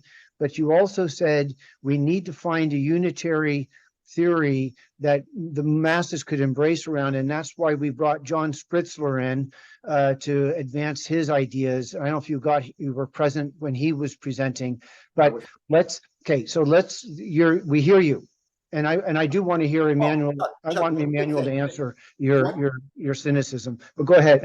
I just want to reiterate and remind everybody that this is what these people do psychologically. It's the use of behavioral sciences to create conflict. Right. And so if we can understand that, if we know that they pit people against each other, and that, you know, this is our strength. Our strength is finding out and understanding this. It doesn't even have to be that we understand 5,000 years of history, right? That's where I go. So we just need to understand that this is what's being done. So that's it. I'll pass. Okay. First of all, thank you, everybody. No, Eric. I am so grateful that you shared, and what you're hitting on important points. And I just want to recognize Dan's going to go next. But Barbara has been in the shadows, and we do want to hear from her and a report from Wisconsin. So we're going to go to Dan and then Barbara, and we're coming up on the top of 2 hours. This has been a very so let's all, and then we're going to give our presenters some, you know, kind of their 60-minute wrap up, tie the bow on this for us, and send us off with something positive, so that Eric can actually, you know, not be haunted by nightmares. Hey, Chuck, I don't know how to raise my hand. Could you just add me to the list? Yes, Joe, you're on. So we're going to go Dan, and if Barbara's ready, we're going to go to her. Joe, brilliant. Want to hear from you. So Dan, you're on. Some of us spontaneously started a stack earlier in the chat instead of raising the hand. Oh, shit, and Barbara I'm was sorry. just ahead of me on that. So I'm going to defer to her and then go next. Barbara, are you ready? Can you share? Sure. Please, go for it. So, I mean, I'm part of the electoral conversation here because I've been a member of the Wisconsin Green Party for almost a decade. It's getting close to a decade. And before that, I was in Illinois, and I worked to help Jill Stein get on the ballot. And I've done a lot of electoral work pretty much ever since high school. So when I got out of high school. So, you know, it is like one step forward, 10 steps back. It's really difficult work. It's grueling. And as a Green, you don't get paid. Or if you get paid, it's like, it's basically paying you so that you can pay for the bus and stuff. It's not, you're not going to make your millions off of the Green Party. It's just not happening. Anybody who suggests that people are just getting wealthy off of Green campaigns, I just don't believe it.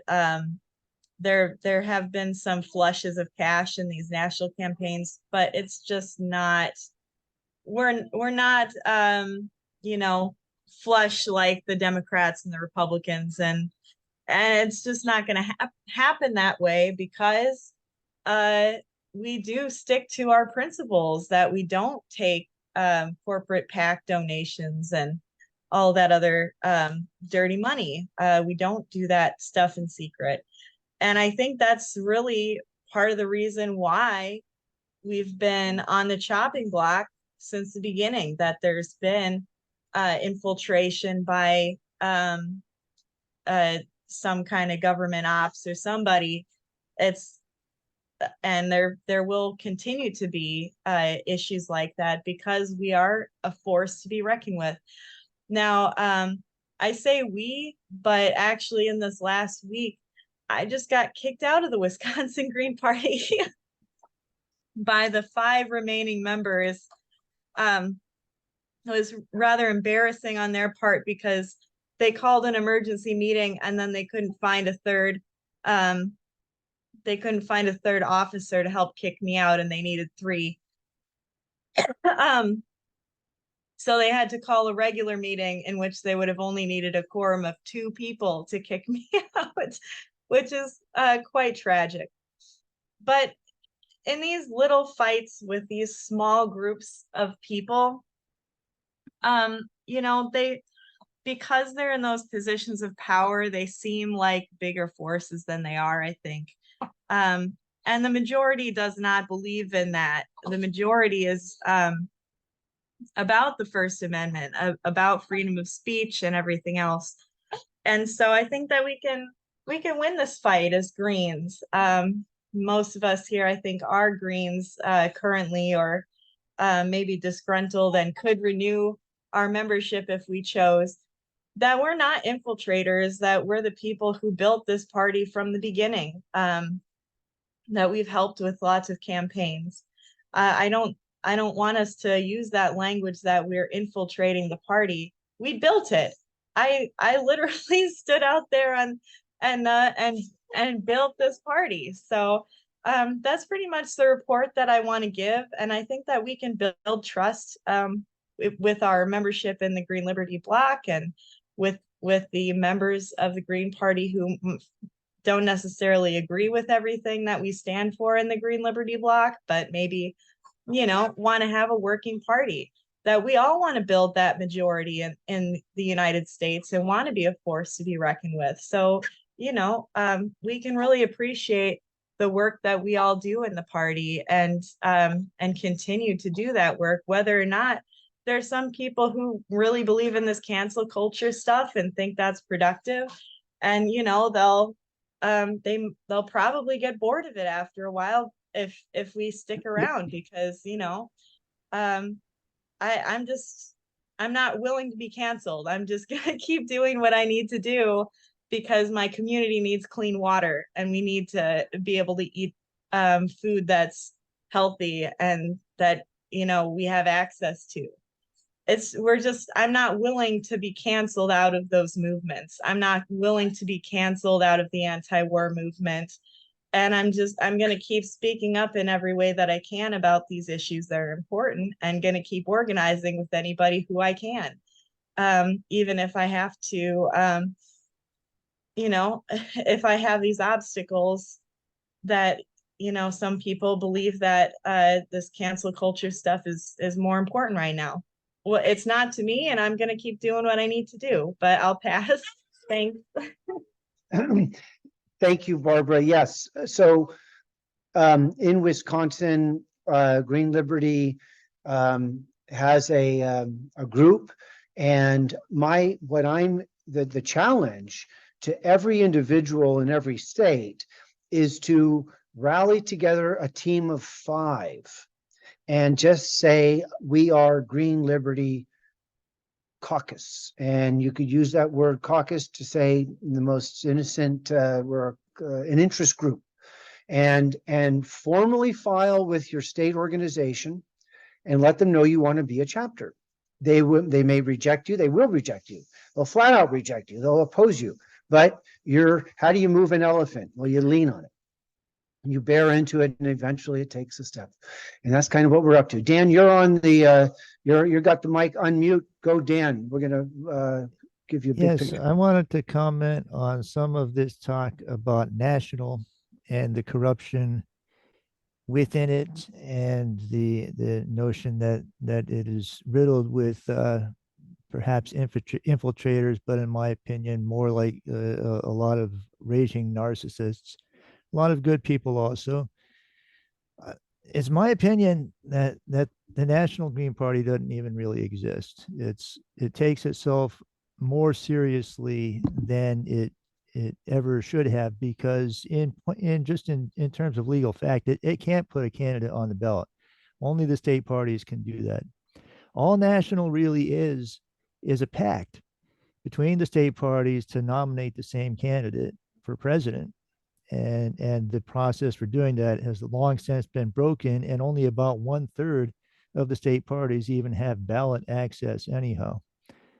So I guess the main point, reason I wanted to be on this tack, was to say, don't worry about whether National is going to recognize the Green Liberty Caucus, because absolutely nothing that National does means a damn thing. It doesn't exist. It's just a pact, an alliance, and it's a broken alliance. So everything in it is defunct. Most of the people in there, they just don't realize that, even as they go along, wasting their time arguing for weeks on end about what the statement is going to be about Palestine. It's just nitpicking over every last little irrelevant detail that has nothing to do with running candidates for office, because that's not what it does. The states run the candidates, and we have no presidential candidate, and the states can decide for themselves whether or not to run the presidential candidate that the National Party ultimately picks anyhow. And it's not even really bothering with that. That Cornel West has gone, and it's just kind of sunk back into depression and just back to its old ways of just fighting over everything. So if you form a caucus, your caucus exists, whether it's recognized or not. Right. I probably got all my comments mixed up into that, except one other thing. I disagree with the notion that electoral politics is not worth taking part in, because electoral politics is the way the current system works. The only alternative to, I think we all agree that we have a corrupt power that needs to be replaced. If we don't replace that through electoral politics, the alternative is to have some kind of revolution, replacing it with a new system. And there kind of seems to be again, I guess, a state of depression amongst people in the West, activists in the West, that doesn't exist in other parts of the world, of simply just not knowing what to do, thinking like everything is futile. And so no one wants, the one thing that we know can replace our government is to vote them out. But somehow or other, people are constantly getting convinced that that'll never work. And working on electoral politics in this party has brought that into sharp relief for me, because you've get nobody. I ran for U.S. Senate last year. I didn't do that well, but I did pretty good for a Green. I did almost everything myself. Very few people would help. I ran on a very small budget. There was no money, very little interest. Even though there's waves, mountains, oceans of interest out there, tons of energy of people that want to change things. But what they don't want to do is to do the one thing that will win. So I guess I should say perhaps there's an inferiority complex, or people that kind of are a martyr complex of like the feeling okay busying ourselves with a lost cause. I don't want to lose. I'm not interested in living like that. I want to win, to actually win at the ballot box. And I know it's not going to happen immediately, but it can happen. And it's got to happen. There's no other alternative. I'm done. Thank you, Dan.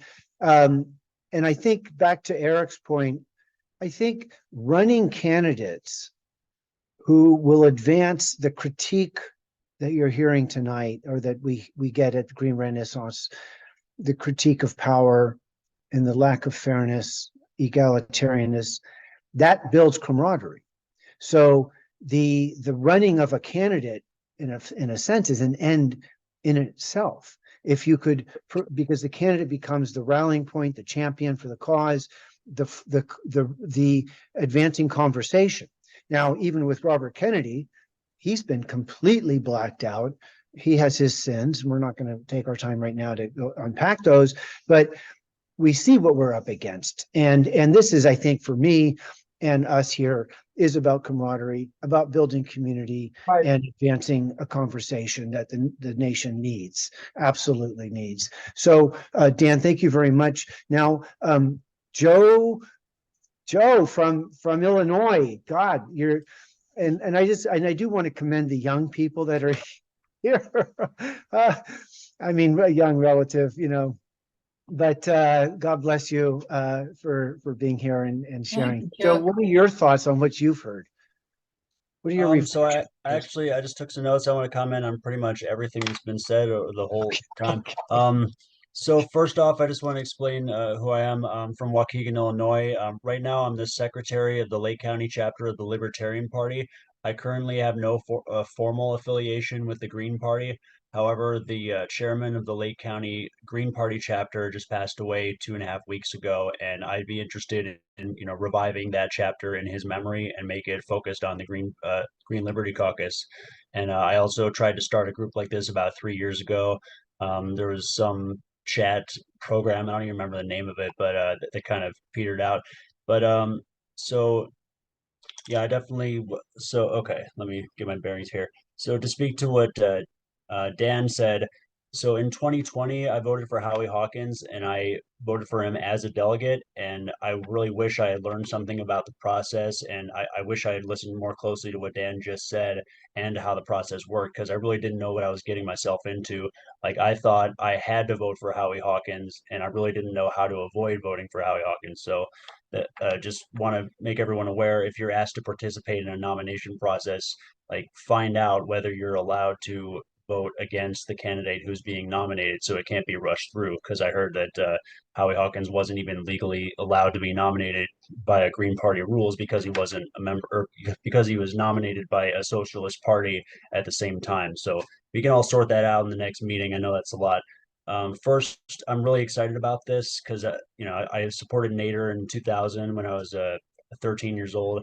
I supported Ron Paul and then Gary Johnson, and then voted for Hawkins in 2020. And I've just been thinking for years about how to bring these parties together, how to figure out. It's like, I think most people would agree that it would be better to have the Greens and Libertarians fight over how to rule this country than to have the Republicans and Democrats, because we got to focus on what they agree about. Like, if you saw the debate between Jill Stein and Gary Johnson, or any of the third party debates that happened since then, that Christina Tobin organized, that Jimmy Dore is going to be co-hosting the next one, there's a lot of overlap, and we do need to form like some kind of block.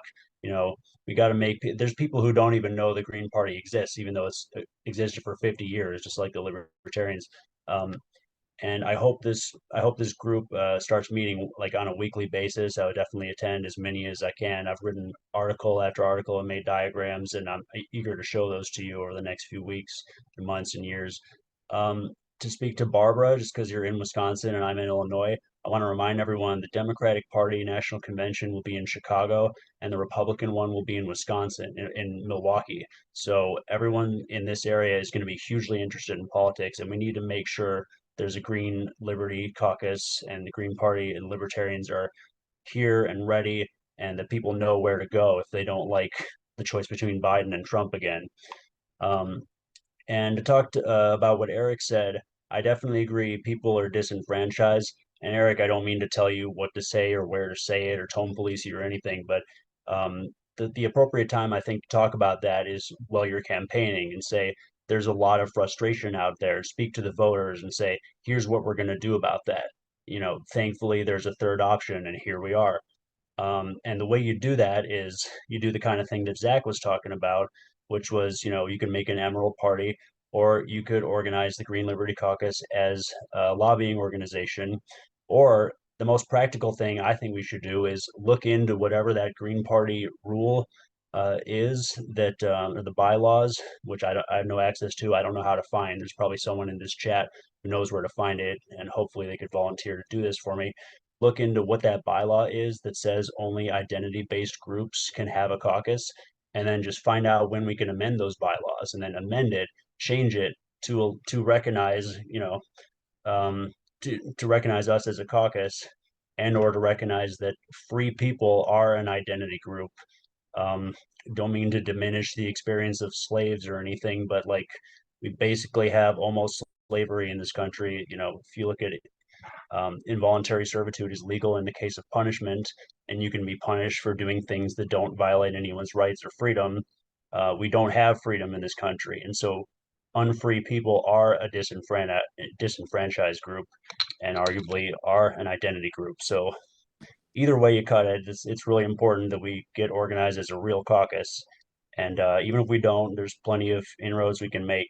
So and I'll bring this up next time, but there's only about 5 states where it's legal to collect signatures for more than one party at the same time. And I think anyone who's interested in Greens and Libertarians and what they're talking about, and interested in registering voters, could just take to the streets and be like, hey, what's your favorite third party? Have you ever heard of any? It'd be an opportunity to not only sign people up, remind them to vote, but to remind them there's other choices out there besides the Democratic and Republican parties, and educate them. So that's all I got to say. Thank you. Wow, great remarks. Thank you very much, Joe. And so as we said, this is our first annual, this is the auspices of, this is Green Liberty. Green Liberty is forming a block. Green Liberty is advancing chapters in every state. Green Liberty is advancing, consciousness and encouraging people to write and think and engage and speak normally about these crimes that are committed against we the people. So, and we're going to be working on multiple levels, and every individual finds their niche. They find where they can engage and not get, and through that engagement, we get energized. I don't believe in anybody taking on projects that's outside the scope of their interest, their comfort zone. Not to say that, running for office, why that people rise to occasions when given tasks.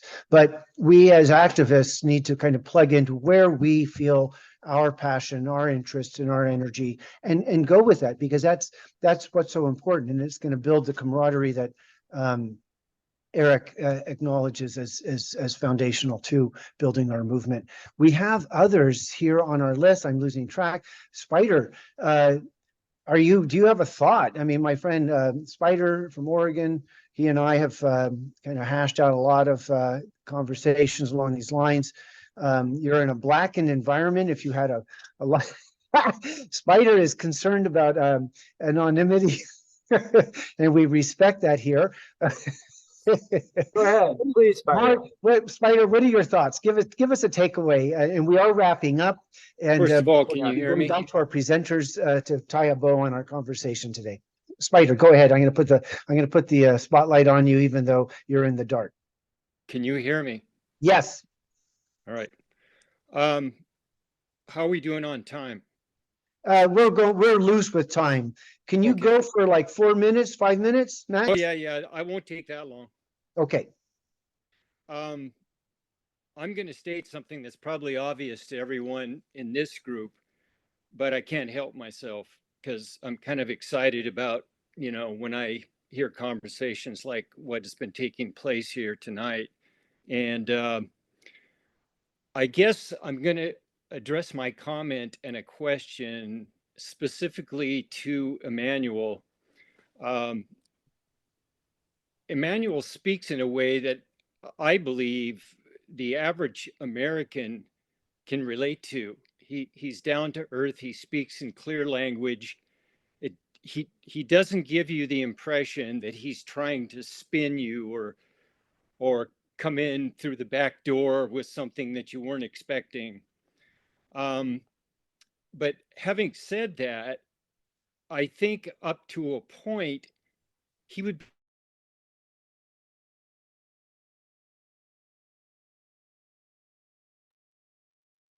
I can't hear it anymore. Mark, you got muted.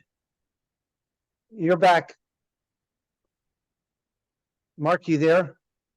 Oh, shite. We lost. What happened? I really want to hear it out. Okay, don't touch anything. We hear you. But something you got muted somehow. Can you hear me? Yes. Okay. So my comment to Emanuel is that I think that he could reach a large audience with his presentation until he speaks the unspeakable. And the unspeakable is when you start trying to expose the state crimes that take place on a massive scale. And at that point, you know, I think people are going to shun you. And it's not because you don't have good information, it's because at that point you reach an emotional block. There's an emotional block that has been established by the power structure when it comes to talking about the crimes that they commit. And it's facilitated and perpetrated by the media, of course. And so my comment or my question to Emanuel is, first of all, do you agree with me that this is the reality? And second of all, have you thought about how to overcome that emotional block that is well established? And the common response, of course, is that you're a conspiracy theorist. Right. Well, I really do appreciate the comment, Martin. I want to say this is not for me personally, this is not an issue of political strategy. It's very personal. I mean, my own children, my parents, close friends have enormous trouble interacting with me because for precisely that reason, for touching on a series of unspeakable topics. And I guess the answer is, and I think Chuck and I are on the same page on this, is that as painful as it is, as politically suicidal as it is, it's an absolutely necessary step, because if we follow the current trajectory of increasing state crimes, where they're now, having shootings of 20, 30 people organized by Homeland Security to make some fraudulent conflict between blacks or whites. If that becomes like standard, then we're moving into civil war. We're already close to civil war. We're close to where we were in the 1850s. We have conflicts every week, some killing of 10, 20, 30 people or combination, most of which are rigged up. So I guess our position, I would say, or my position, I think it's Chuck's position too, is we really have no choice. We have to face, even if we lose our a lot of friendships, even if we can't relate to our families, even to our own children, that we really have no choice but to put down our feet, collective feet on this issue. Maybe I'll let Chuck say something about that as well. Well, okay, and then we'll keep, yes. This is the cognitive dissonance problem that Spider is addressing, and we live in a world, and I'll just share with you all. I just watched the Pandemic Indoctrination, the second movie, and it's really quite amazing what the filmmaker has done. And there's a passage in there where David Martin, who explains the patent history and the CDC ownership of patent and how that has played out into the COVID big lie, is that the David Martin says we are in a national cognitive dissonant moment where people simply don't want to accept this reality. And I think, and I think what I'm going to do is I'm going to flip this over to John, because John, you made a remark the other night at Green Renaissance about speaking into I mean, if we're trying to build a movement, and our movement, we can't build our movement purely on calling out state crimes. Because it's just, it's almost dead end. It's almost dead end. But at the same time, we can't call out the malfeasance, and we can't unshackle ourselves from the media, which purveys these big lies, without calling them out. So on the one hand, we are for an egalitarian society. We are for ecology. We are for restoring nature. We are for taking power from big pharma, from the technocracy, and creating authentic institutions of democratic engagement. I mean, this is the classic Green Party grassroots democracy. So John, talk to us, give us some guidance. How do we face off with cognitive dissonance, build a movement, and not alienate ourselves from everyone around us? I mean, goodness gracious. What are your thoughts, John? How to. Yeah, how to navigate and talk about or not talk about, as it might be. John, your thoughts? Oh, you're muted. You got to unmute. Yeah. Go. Well, this is what I think on this difficult question. The cognitive dissonance problem is that people, I think, are afraid of being ostracized from their immediate family, their friendship circle, the local community, their social network. They're afraid that if they say that they think some controversial idea, that everyone will turn against them, think they're crazy or dangerous, and so they want to keep their mouths shut. So the antidote, I think, to that problem is for us to do things that are primarily strategically designed to give people confidence that they're not alone in wanting a different kind of world from the world that the people in power are imposing on us. To give people the confidence that they are literally the vast majority in wanting that kind of world, and then to have the confidence to add their voice to it. And when people are confident that they are part of a great majority that wants a different kind of world, then they become also confident that the people with power have to control this great majority, and that lying, as well as other manipulations, which include violence, are ways that the people in power do that because they have to control the great majority, and then it becomes sort of obvious that we're being lied to, because the reason why they have to lie to us is now obvious. When people don't perceive themselves as part of a great majority that want the opposite of what the powerful people are giving us, then they don't understand why the people in power would have to lie to us, and that makes the statement that we're being lied to from the few who make such statements seem, sort of maybe not very credible, or strange enough that people don't want to be connected to it because the fear of being ostracized. So I think that the way to give people the confidence that I'm talking about is to champion the values that people do in fact have, the egalitarian values, and to talk about all the myriad ways in our society that egalitarian values are in conflict with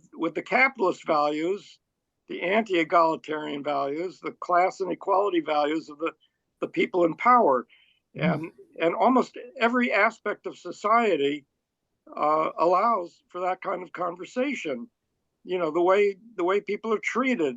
You know, retail workers are now being told, people work for Walmart and so forth, that they have to be on standby, you know, to get a call to show up for work in 2 hours without any way to plan, to get a babysitter, to have another job, you know, that's when they need 2 jobs, as they often do. You have to be on call whenever they choose to call you in 2 hours, show up or get fired. Well, you know, this is one of the many, many ways that ordinary people every day, routinely, no conspiracy, nothing secret about it, that the rich treat the have-nots like dirt. Well, you know, since people we don't have a movement, an egalitarian movement that is championing the anger that people have at being treated like dirt this way. So, you know, it tends to be the case that people, you know, sort of say, well, that's just the way life is, or, you know, what can you do, and so forth. And we could turn all of these myriad ways that people are treated like dirt into ways of championing the pro-egalitarian values of people and building a movement that champions them and letting people see they're not alone in having those values. Like I said in my original talk here, you know, the leaders of reform organizations are afraid to talk about the egalitarian values and aspirations that people have. They think they'll lose support, and the exact opposite is the case. So if we have a large, explicitly pro-egalitarian revolutionary movement, then I think that when that movement says, and you know, that the rulers have been lying to us about the Kennedy assassination, about 9/11 and COVID and so forth, people will nod their head and say, well, yeah, obviously they are. That's what they have to do to control us. Right. Thank you, John. That's, you know, and I think, I mean, it's our movement fundamentally is positive movement to liberate from toxins, to liberate from this emerging techno-totalitarianism run by a technocracy. And I think the reason I fixate on the state crimes is when those are presented, I mean, it hits the cognitive dissonance and it irritates people to no end, but it delegitimizes the current power structure. They don't deserve to be running society. They are a criminal class. Right. And so we have a thought. Let's go to Emanuel for some reflection. Hugh has his hand up, and we do need to wrap up. John, good to see you. This will be posted as a recorded event later. Emanuel, what are your thoughts on what you've heard? Well, I just want to say I think we should not go too long. It would probably be better to say we'll do this regularly, you know, every week, so that everyone can talk. Right. So for my part, so maybe with John briefly, you briefly, and then if you'd allow me to make just a closing comment after that, and we'll end it. Okay, so go ahead. Let's go to, so basically we're going to do wrap up. These are closing remarks. We're going to end the recording, and I'll stick around and we can still chit chat afterwards. People peel off, but the formal recording, this has been a long recording. Hugh, guide us, give us some closing wisdom from a seasoned organizer. You're muted. Thank you, Hugh. Yeah, so just addressing this question about how to, you know, pierce the cognitive dissonance. You know, as I mentioned earlier, most people are more concerned about how they're going to keep a roof over their babies' heads and how they're going to keep food on the table than they are with the state crimes. The Republicans swept school boards across Texas, I don't know, 20, 30 years ago by running stealth campaigns. We don't always have to say everything that we think. And sometimes, it's not really relevant when we are running for a school board seat or a city council seat to speculate on what happened in November of '63. Maybe we need to be talking about what happened with this Pfizer injection, but we don't always have to be triggering people's cognitive dissonance. Building relationships, getting elected, being of service to our community, and being the go-to guy that, we've got this, he's run, I think, at least 3 times for the Georgia Green Party. We got this candidate down in Brunswick, Georgia, who many people would call a perennial candidate. His wife used to serve on the county commission. His mother came within a few votes of winning the mayor's office back in the day.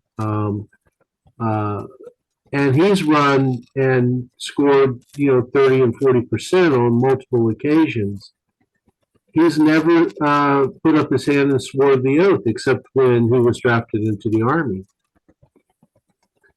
And but when the people of his community have an issue, they come to him because he, gives a flip, and he does the work, and he listens to them, and he has relationship with them, and they had a relationship with his family before, the ones who are old enough. Of course, he's getting up into his 80s now, and so there's fewer and fewer people who had a relationship with his mom and his dad. But they don't go to their elected officials, they bring it to him, and he gets the job done. And he's not always able to muster folks to help do the work, but he does to some extent, and sometimes somehow he finds the money and the resources and the people power to be able to deliver to people about their grievances with the school system or the tax collector or the whatever agency of the government. And because he has that relationship, and because he has been the one who has cared about how their kids are being mistreated in school, when he talks to them about the hard issues, people are willing to listen. So I'm not saying that we necessarily have to hide, the truth that we know under a bushel, but we don't always have to lead with that. When we're elected to Congress and we have investigatory powers and the ability to, do the things that a member of Congress could do, yeah, we could raise these issues. We can circulate the dear colleagues. We could introduce the legislation.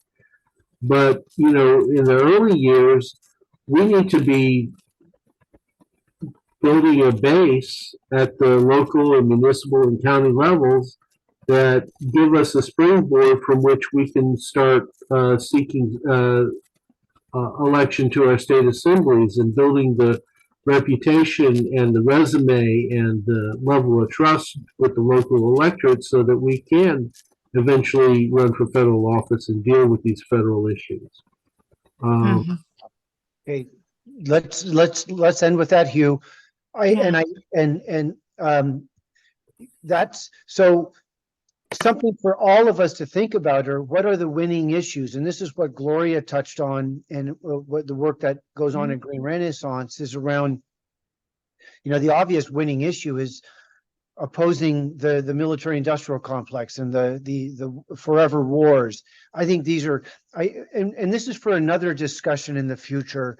What are the front load issues that are going to expand the most to the most people and win us and get us that we can champion?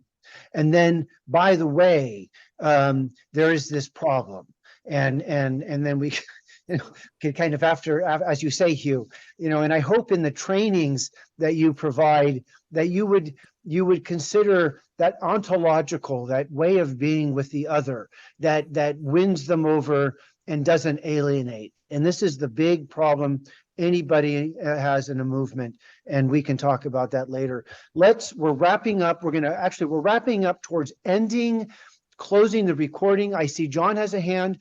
So, and then once the recording is over, we can still talk and hang out, but we're going to wrap up the recording, and I'm going to give Emanuel and then John a final word here. Who wants to go first? John, you want to make a remark, and then let's pitch it to Emanuel? Okay. So just in response to the question, what are the issues that we can, reach people with strongly?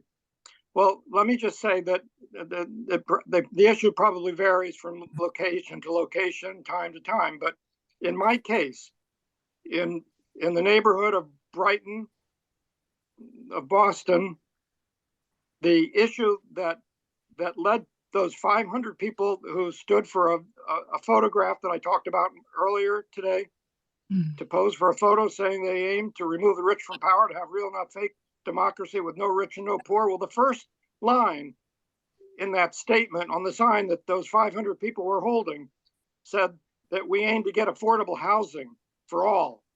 Affordable housing is a huge issue. Luxury housing is sprouting up like mushrooms. People are being driven out by the luxury housing prices, raising the rents and the property values, so that people have lived here for generations are having to move out of the neighborhood that their family lived in for generations. It's extremely emotional. They're extremely angry. It's a class issue, if ever there was one. Right. And talking about it is how I ended up getting into conversations about egalitarian revolution with people. Out. Okay, so this is for future conversation. We're going to basically dedicate a good an hour to the winning issue, and I accept you guys. It ain't state crimes, even though I have a passion to call it out. I am going to go with the group on what's going to get us in the door, into consciousness, into positive receptivity from the others. Okay, Emanuel, wrap up here, and we're going to end the recording, and we can hang out and talk further. Okay, but just the recording's going to be turned off. Emanuel, you're going to give the last word. Go for it. Well, I want to just thank everyone for being here today, and to say this really is in itself a revolutionary moment.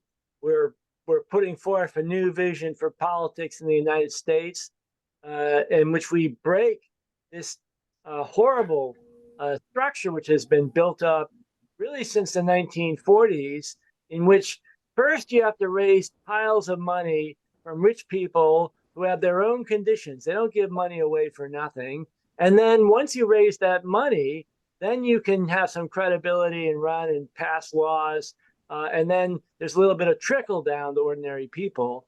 And the Green Liberty, Green Renaissance, and our whole movement going forward to say, if you come to the table with good ideas, if you're willing to put in, 10 hours of your time, if you're committed to helping people to create an egalitarian society, then, that's as valuable, it's more valuable to us than if you're a lawyer who can give us $10,000 to assuage his own sense of guilt for the money he's stolen.